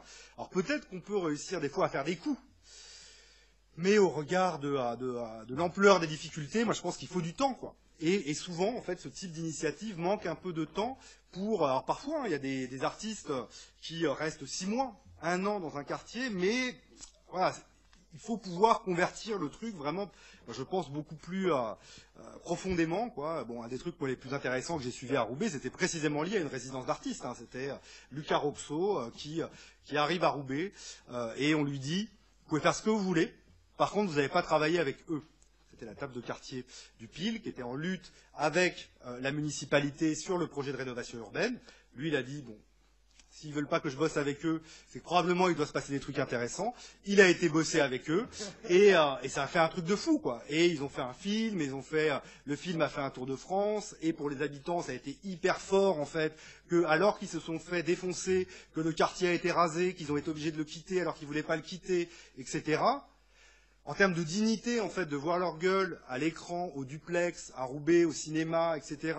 Et d'avoir des élus qui, à cette occasion-là, reconnaissent que peut-être ils avaient fait une connerie en fait en lançant un projet de rénovation urbaine sans écouter la parole des habitants, symboliquement en termes de dignité, et c'est quand même souvent la question, la question de la dignité en fait et du mépris ordinaire que on expérimente en tant qu'habitant de quartier populaire, c'était énorme. Le problème, moi, donc il s'est passé un truc hyper fort là, mais en fait on n'en a rien fait. Et il y a eu, et derrière on retombe sur le rôle des politiques publiques, les gens ont été dispersés dans l'espace. Ils sont partis vivre à Lers, à Tourcoing, à droite, à gauche, dans d'autres quartiers de Roubaix. Dispersion du collectif, usure des militants qui avaient pris très cher. Les acteurs extérieurs sont repartis parce que eux, ils n'étaient pas du coin en plus, etc. Et plus de collectif. Et donc là, voilà, c'est la capacité à faire collectif dans la durée, moi je pense et ça répond aussi un peu à la question de tout à l'heure, qui manque un peu parfois. Oui, j'ai une question par rapport aux entretiens que vous avez menés pour votre livre sur les personnes qui ont exprimé les discriminations qu'elles ont vécues. Est-ce que vous pourriez nous en dire un peu plus sur les catégories socio-professionnelles de ces personnes-là? Est-ce qu'il y a une réaction différenciée en fonction de leur CSP? Je suppose que oui, notamment ceux qui partent à l'étranger. Et est-ce que c'est vécu différemment, argumenté différemment? Est-ce que les ripostes sont différentes? J'ai une autre question qui est qui porte plus là du côté des pouvoirs publics au niveau local. Est-ce que vous avez mené des entretiens avec eux pour comprendre leur position, leur positionnement? Parce que l'argument de dire il n'y a pas de plainte, on n'a pas d'éléments chiffrés officiels, en fait il ne tient pas parce qu'ils sont au niveau local, donc ils reçoivent ces populations-là, ils discutent avec ces populations-là, ils sont dans les centres sociaux, donc ils savent très bien ce qui se passe. Il doit y avoir d'autres justifications à leur comportement.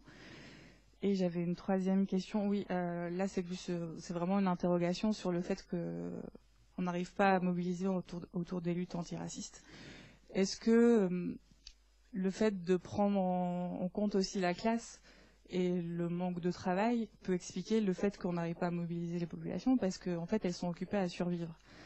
Et notamment, il y a des travaux qui sont faits. C'était je crois le titre de l'ouvrage c'était la ville d'en bas, vue d'en bas ou quelque chose comme ça, qui explique qu'en fait que ces populations-là, on dit qu'elles n'ont pas de travail, alors que si elles travaillent toute la journée, beaucoup, c'est juste qu'elles n'ont pas d'emploi salarié. Et donc forcément, quand on a une population qui est démunie, une classe sociale très pauvre, on n'arrive pas à les mobiliser parce qu'elles sont occupées à survivre, tout simplement. Il y a pas mal de choses. Alors merci de me donner l'occasion, je vais commencer par la deuxième, en fait, de parler un peu des pouvoirs publics. Effectivement, j'en ai pas beaucoup parlé, alors que c'est un élément quand même assez important de notre enquête. On a rencontré plein d'élus locaux, d'agents territoriaux, etc. Et vous avez raison, en fait, il y a d'autres éléments qui sortent. Globalement, en fait, c'est marrant parce que l'expression est beaucoup revenue, en fait, dans les entretiens qu'on a conduits, notamment avec des chargés de mission, en fait, et des agents territoriaux. C'est la crainte d'ouvrir la boîte de Pandore. En fait, c'est de dire, s'attaquer véritablement aux discriminations, ce serait ouvrir la boîte de Pandore. Ce serait un peu mettre la République à nu, la mettre face à ses contradictions, et on ne sait pas quoi en faire. Si véritablement on s'ouvre, en fait, à tout ce dont on a parlé depuis tout à l'heure, qu'est-ce qu'on en fait? On n'a pas les armes pour répondre. Et donc, on préfère mettre les problèmes sous le tapis. Et globalement, en fait, la stratégie en termes d'action publique, c'est ça, c'est de dire...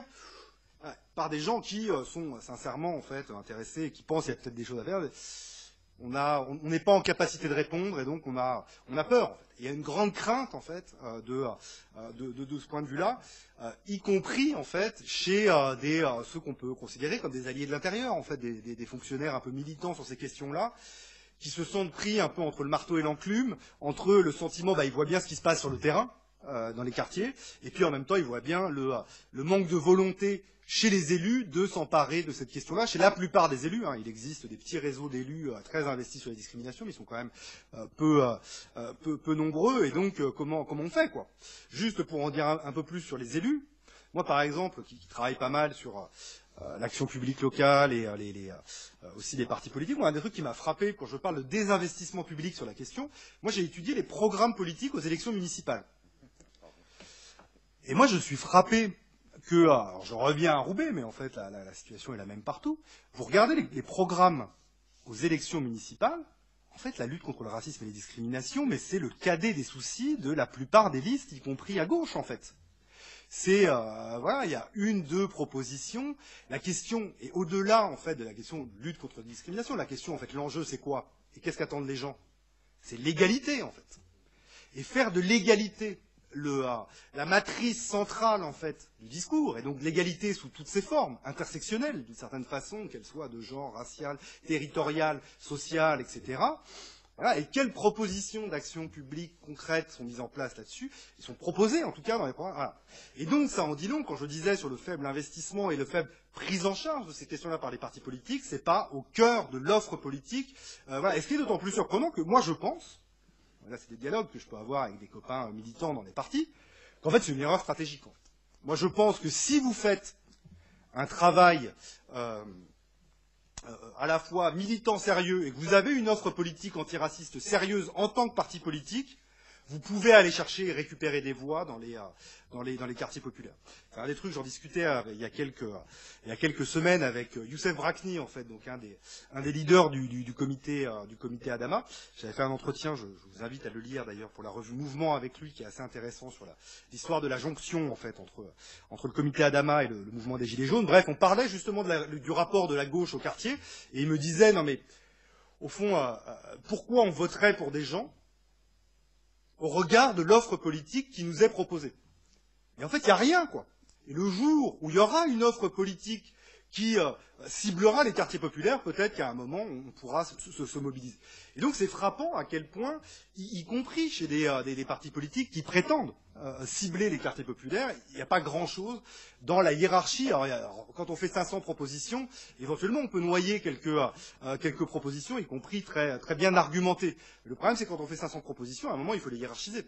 Et donc, voilà, quelle est la place de ces propositions-là quand on veut s'adresser au quartier populaire. Dernier élément en termes d'action publique, nous, ce qui nous a frappé, en fait, je le disais à demi-mot en introduction tout à l'heure, c'est à quel point on a assisté depuis 5-6 ans à la disparition en fait des politiques publiques antidiscriminatoires.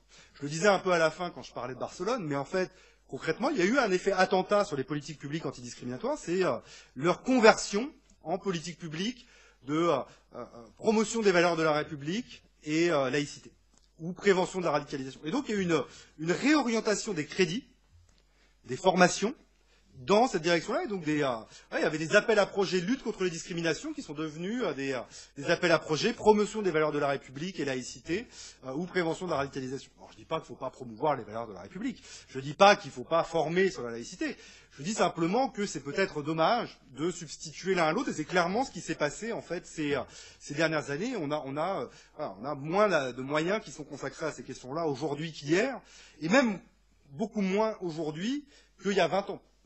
Il y a quelques années, en fait, en 2018, la métropole européenne de Lille a voté un plan de lutte contre les discriminations, c'est désormais plus ou moins obligatoire, doté d'un budget de 100 000 euros. Alors, ça a déjà été tout un combat, en fait, pour obtenir 100 000 euros sur la métropole européenne de Lille en termes de lutte contre les discriminations, sur un budget d'1,5 milliard, je crois, si je dis pas de bêtises, sachant que, et moi c'est là que la comparaison me frappe, en fait, mais 20 ans plus tôt, 2002, à Roubaix, la ville avait à l'époque un plan de lutte contre la discrimination de 120 000 euros. Une ville donc, qui est 10 fois plus petite, 10 fois moins peuplée que la métropole européenne de Lille. 20 ans plus tôt. Voilà, sachant qu'à l'époque, par ailleurs, le plan de lutte de Roubaix était intitulé Plan de lutte contre les discriminations raciale. Donc il ciblait spécifiquement en fait cette question-là, et donc on voit bien le reflux en fait auquel on a assisté depuis. Voilà, il y a eu une petite parenthèse en fait, fin des années 90, début des années 2000, sous l'impulsion de l'Union européenne, un peu de la gauche plurielle. Martine Aubry avait été plutôt un acteur aidant à ce moment-là, et ça s'est vite refermé.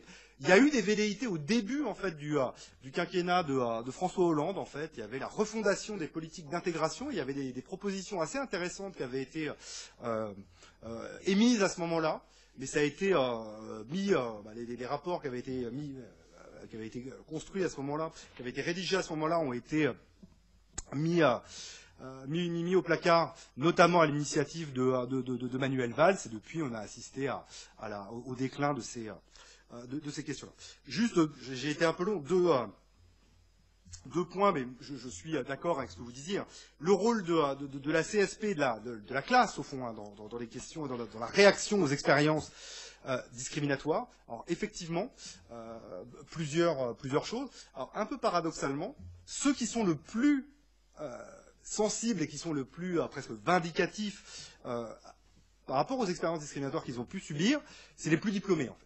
Plus on est diplômé, plus l'expérience de la discrimination vient d'une certaine façon briser le mythe qu'on aurait pu en être prémuni par ces diplômes, en fait.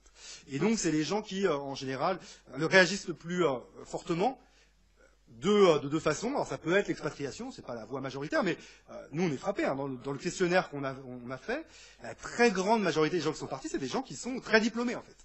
Très diplômés, plutôt en fait dans des situations sociales assez privilégiées. C'est des gens qui ont fait des grandes écoles, des écoles de commerce, etc. Et donc on assiste à une forme de fuite des cerveaux minoritaires. Très clairement, c'est ça. Et l'autre mode de réaction chez les plus diplômés, c'est l'engagement collectif, en fait. Et c'est pour ça que je disais que ceux qui vont s'engager contre les discriminations, c'est plutôt l'élite des quartiers populaires, plutôt que les plus désocialisés ou les plus précaires.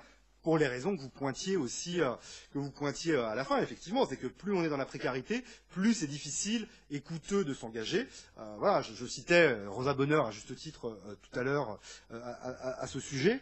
Un point quand même, moi je ne crois pas que la précarité n'a jamais empêché de lutter. C'est-à-dire que, y compris quand les ouvriers faisaient des journées de 12 heures de travail, ils sont parvenus à se mettre en grève et à avoir de l'action collective. Et voilà. Donc, évidemment, ça le rend d'autant plus coûteux, mais c'est possible. Mais ça suppose de montrer que l'engagement paye, en fait.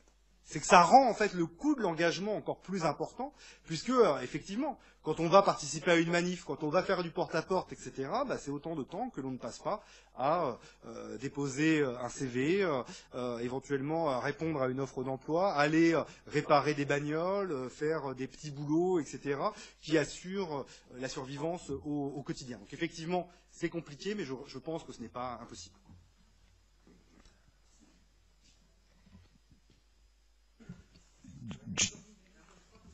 Une ici, une devant et une ici.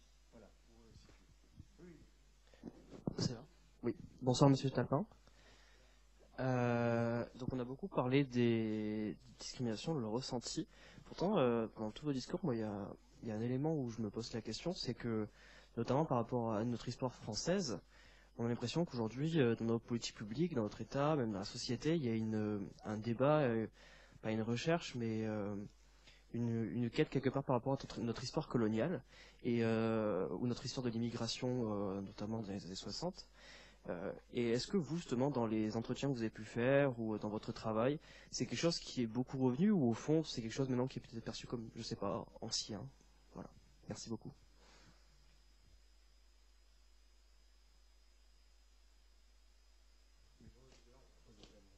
Les trois questions à la suite.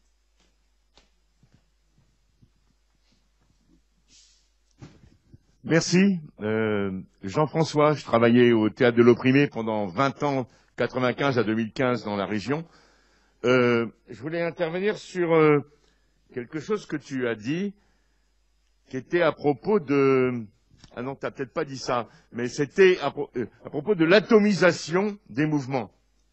Je veux dire, il y a beaucoup de mouvements, beaucoup de petits mouvements qui débouchent sur rien. Et beaucoup de grands mouvements et de grandes assos qui font des choses comme l'LDH toute cette semaine.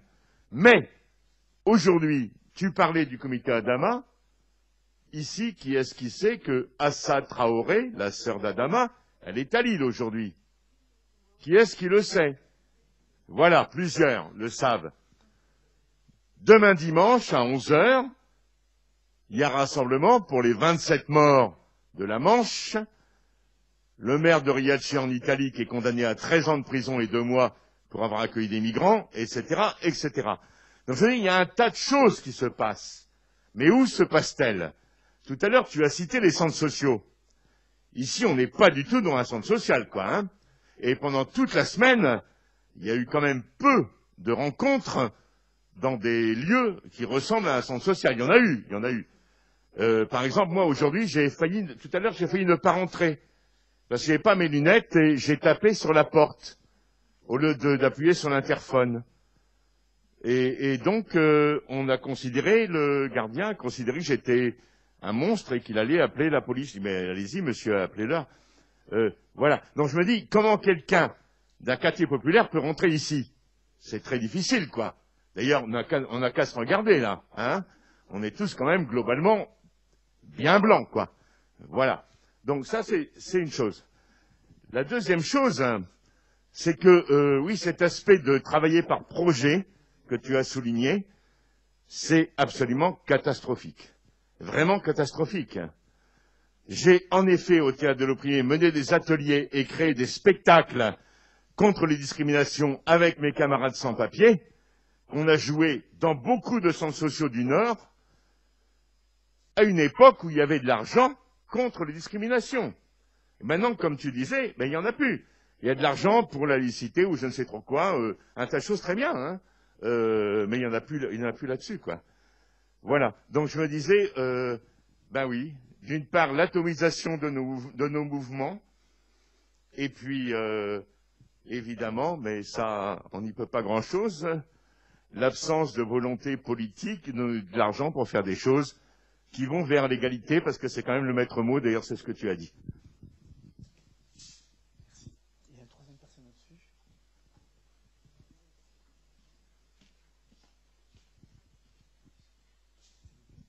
Oui, bonsoir et merci pour cette conférence très intéressante. J'ai en fait deux petites questions concernant les méthodes d'évaluation en fait de discrimination. Je ne sais pas pourquoi la méthode du testing ne semble pas fonctionner en France par rapport à d'autres pays. Et l'autre problème, c'est les statistiques ethniques. Pourquoi l'État ne veut absolument pas entendre parler de ce problème? À chaque fois, on oppose l'égalité, fraternité, la République, alors que manifestement, c'est un problème réel. Si on veut traiter un problème, il faut quand même diagnostiquer, il faut des données, il faut évaluer. Mais on s'entête à vouloir refuser ces statistiques ethniques. Enfin, le problème que vous avez souligné, le refus de voir la réalité, faire la politique de l'autruche, ça c'est l'État parce que on veut refuser de voir ce qu'il y a la discrimination et que ça existe, mais on refuse de le reconnaître. Je me souviens quand Manuel Valls était Premier ministre au moment où il y a eu des événements dans les banlieues. Quand il a parlé d'apartheid territorial, c'était le grand tollé, parce qu'il avait bien expliqué qu'il y avait quand même un problème dans ces territoires d'inégalité, mais la classe politique en général refuse de le reconnaître. Donc, tant qu'on ne va pas vraiment faire le bon diagnostic, je crois que on ne peut pas trouver la bonne thérapeutique, quoi.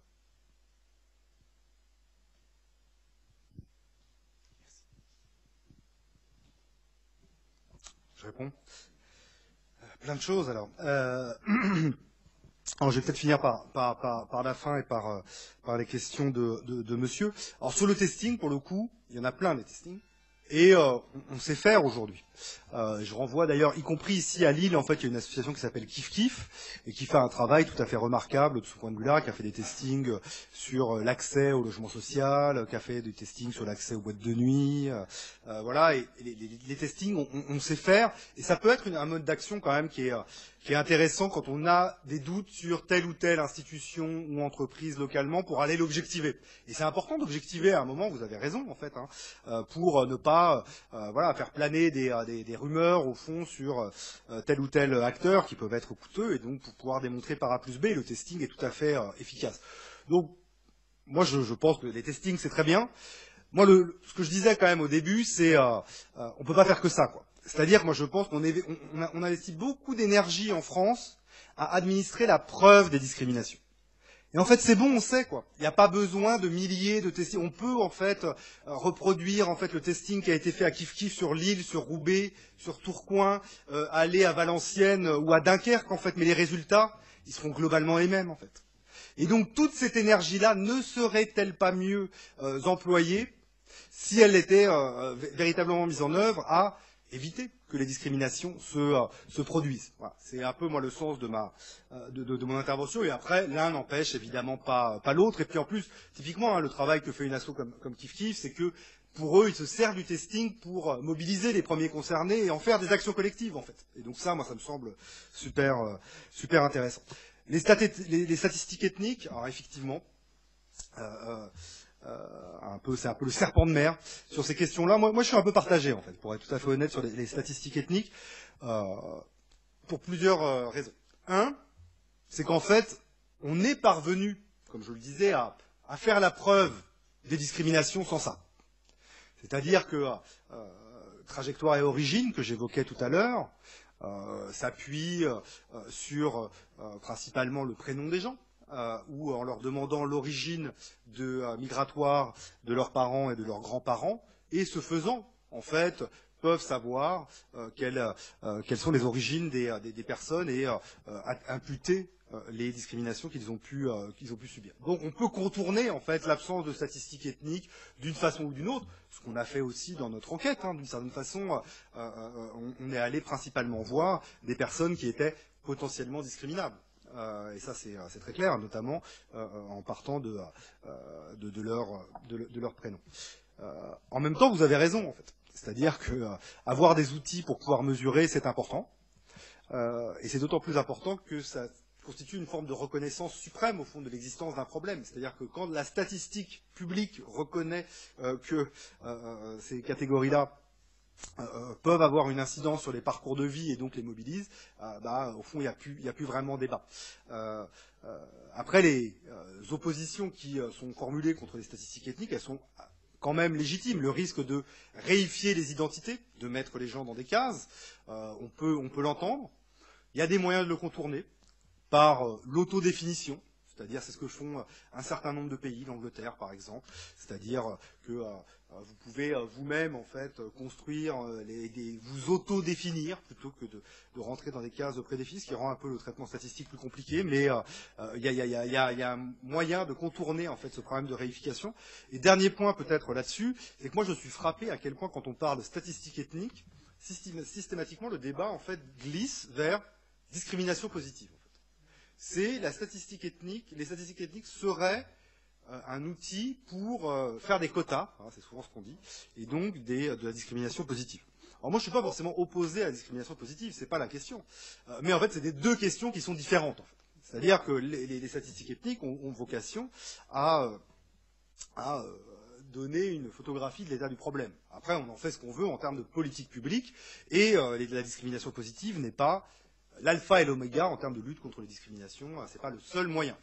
Par ailleurs, j'en profite, mais nous, il ressort de notre enquête quand même qu'il n'y a pas de demande sociale très forte par les premiers concernés de discrimination positive. En fait. Il y a même plutôt un rejet en fait, de la discrimination positive par ceux qui potentiellement pourraient en bénéficier.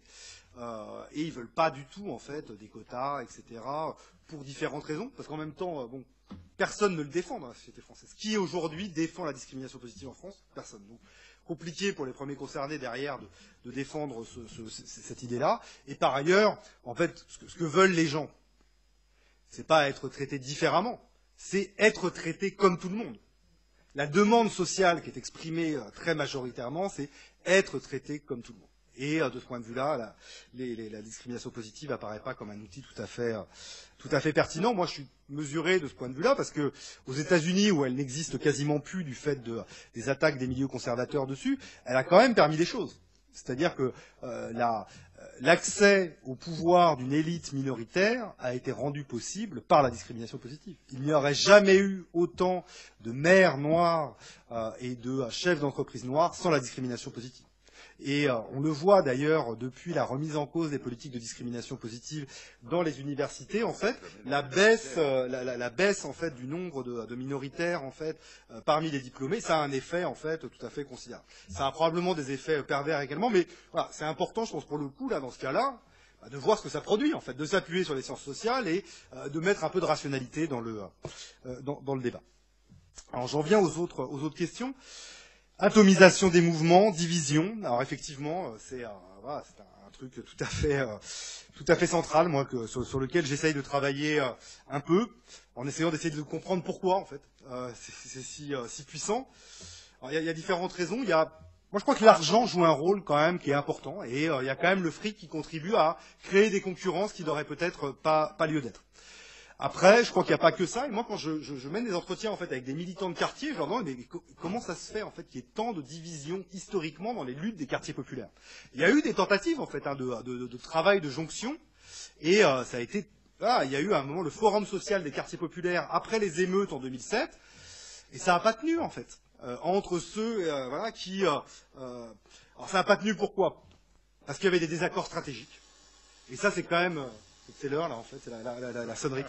J'ai bientôt fini. Il y a des désaccords stratégiques qui peuvent expliquer au fond les divisions. Et certains des désaccords stratégiques, c'est sur le rapport aux institutions. Est-ce qu'on dialogue ou pas du tout avec les institutions? Est-ce que ça vaut le coup de se présenter aux élections? Il y a un certain nombre de militants de quartier qui se sont présentés dans des listes autonomes, etc. Et d'autres qui considèrent que c'est du temps perdu. Voilà. Et donc voilà, il y a des stratégies politiques qui sont différentes. Néanmoins, la plupart reconnaissent quand même qu'il y a une histoire d'ego.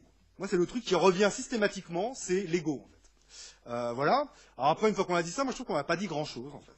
Et moi, je pense que, en fait, indirectement, je reviens à mon histoire du coût de l'engagement.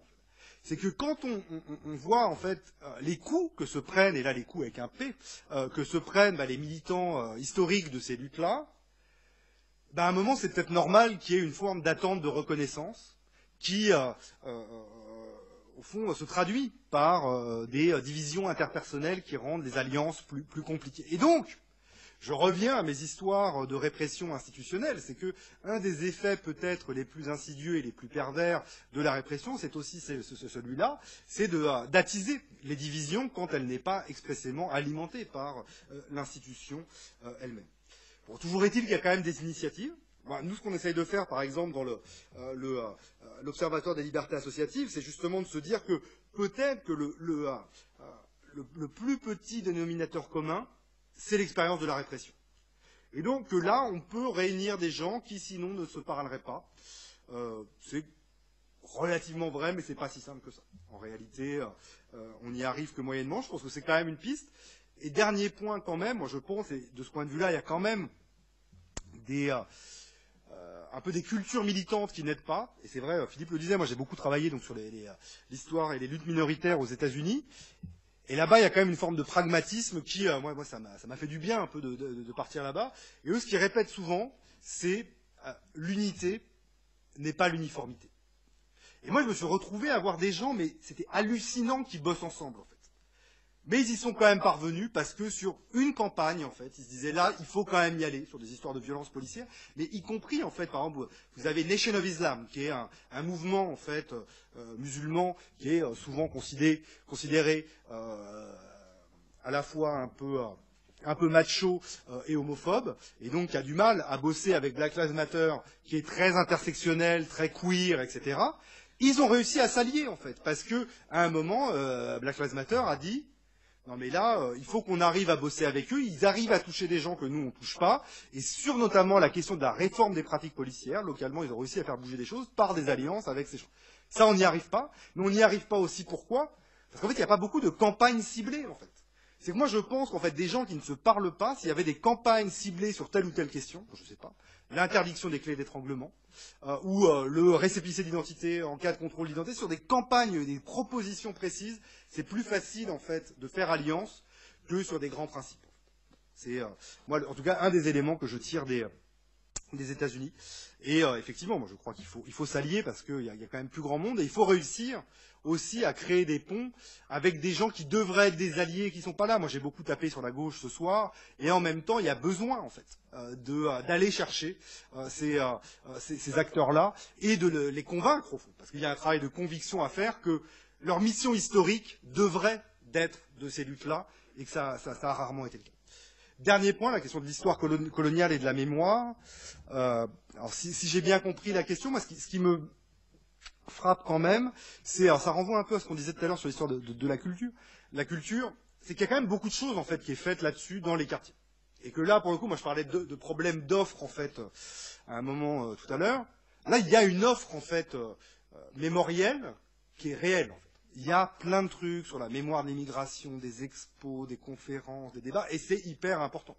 Voilà, il y a quelqu'un, par exemple, qui s'appelle Naïma Yahi, qui fait un travail hyper intéressant, où justement, elle fait un travail où elle mêle histoire, culture, mémoire et tout, qui est hyper important. En même temps, clairement, moi, c'est pas un truc qui ressort fortement, il n'y a pas une demande sociale hyper forte, moi, je trouve, dans les nouvelles générations de ce truc-là. Alors c'est plus complexe que ça, parce que je vous racontais mon histoire, la Vivre ensemble l'égalité à Lormont, où ils ont mené un projet précisément là-dessus. Moi, je pense que l'aspiration, elle est aujourd'hui surtout à être traitée comme tout le monde, et donc à œuvrer à l'égalité. Si la mémoire le permet, oui. Moi, j'ai parfois la crainte qu'on risque de s'enfermer dans des trucs un peu mémoriels, parce que c'est plus facile, au fond, d'obtenir du pognon pour faire des trucs sur la mémoire, y compris de la guerre d'Algérie, que d'obtenir du fric pour organiser une mobilisation, pour faire une campagne sur la fin des clés d'étranglement, quoi.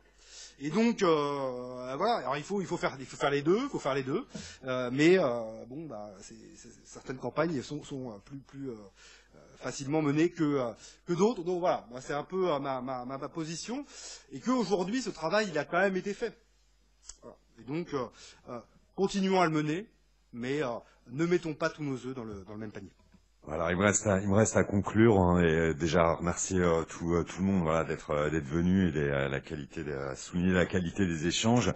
Donc on se donne rendez-vous demain pour deux nouvelles conférences, hein, une de Daniel Tartakovsky sur l'état de la manifestation en France. Hein, il y aura beaucoup à dire malheureusement, et aussi une conférence de François Héran, hein, plus centrée sur la question de la liberté d'expression, notamment là aussi ces instrumentalisations actuelles. Et je voudrais vraiment remercier Julien parce que ça donne plein de pistes, notamment pour nous la LDH, hein, de terrain, d'idées d'action. Je retiens qu'il y a énormément à faire à Roubaix et ailleurs, hein, pour essayer de faire avancer concrètement un certain nombre de sujets. Et je voudrais préciser une dernière chose. Nous, on l'a constaté lors des mobilisations sur la loi de sécurité globale, qu'effectivement, hein, il y a quelque chose que beaucoup ont en partage, qui est ce ras-le-bol, en fait, hein, d'un certain nombre de techniques de répression qui viennent, voilà, qu'on a tous subi d'une manière ou d'une autre dans les manifestations sur les retraites ou à plein d'occasions, et qui expliquent, hein, que dès le démarrage de la mobilisation contre la loi de sécurité globale, qui a été initiée par la Ligue des droits de l'homme, on a été rejoint par énormément d'acteurs, hein, et ça montre qu'il y a un potentiel de mobilisation, hein, au-delà de la LDH, qui permet de faire en sorte que sur un certain nombre de sujets, on se rassemble pour pouvoir être efficace ensemble. Bonne soirée à tous, au revoir.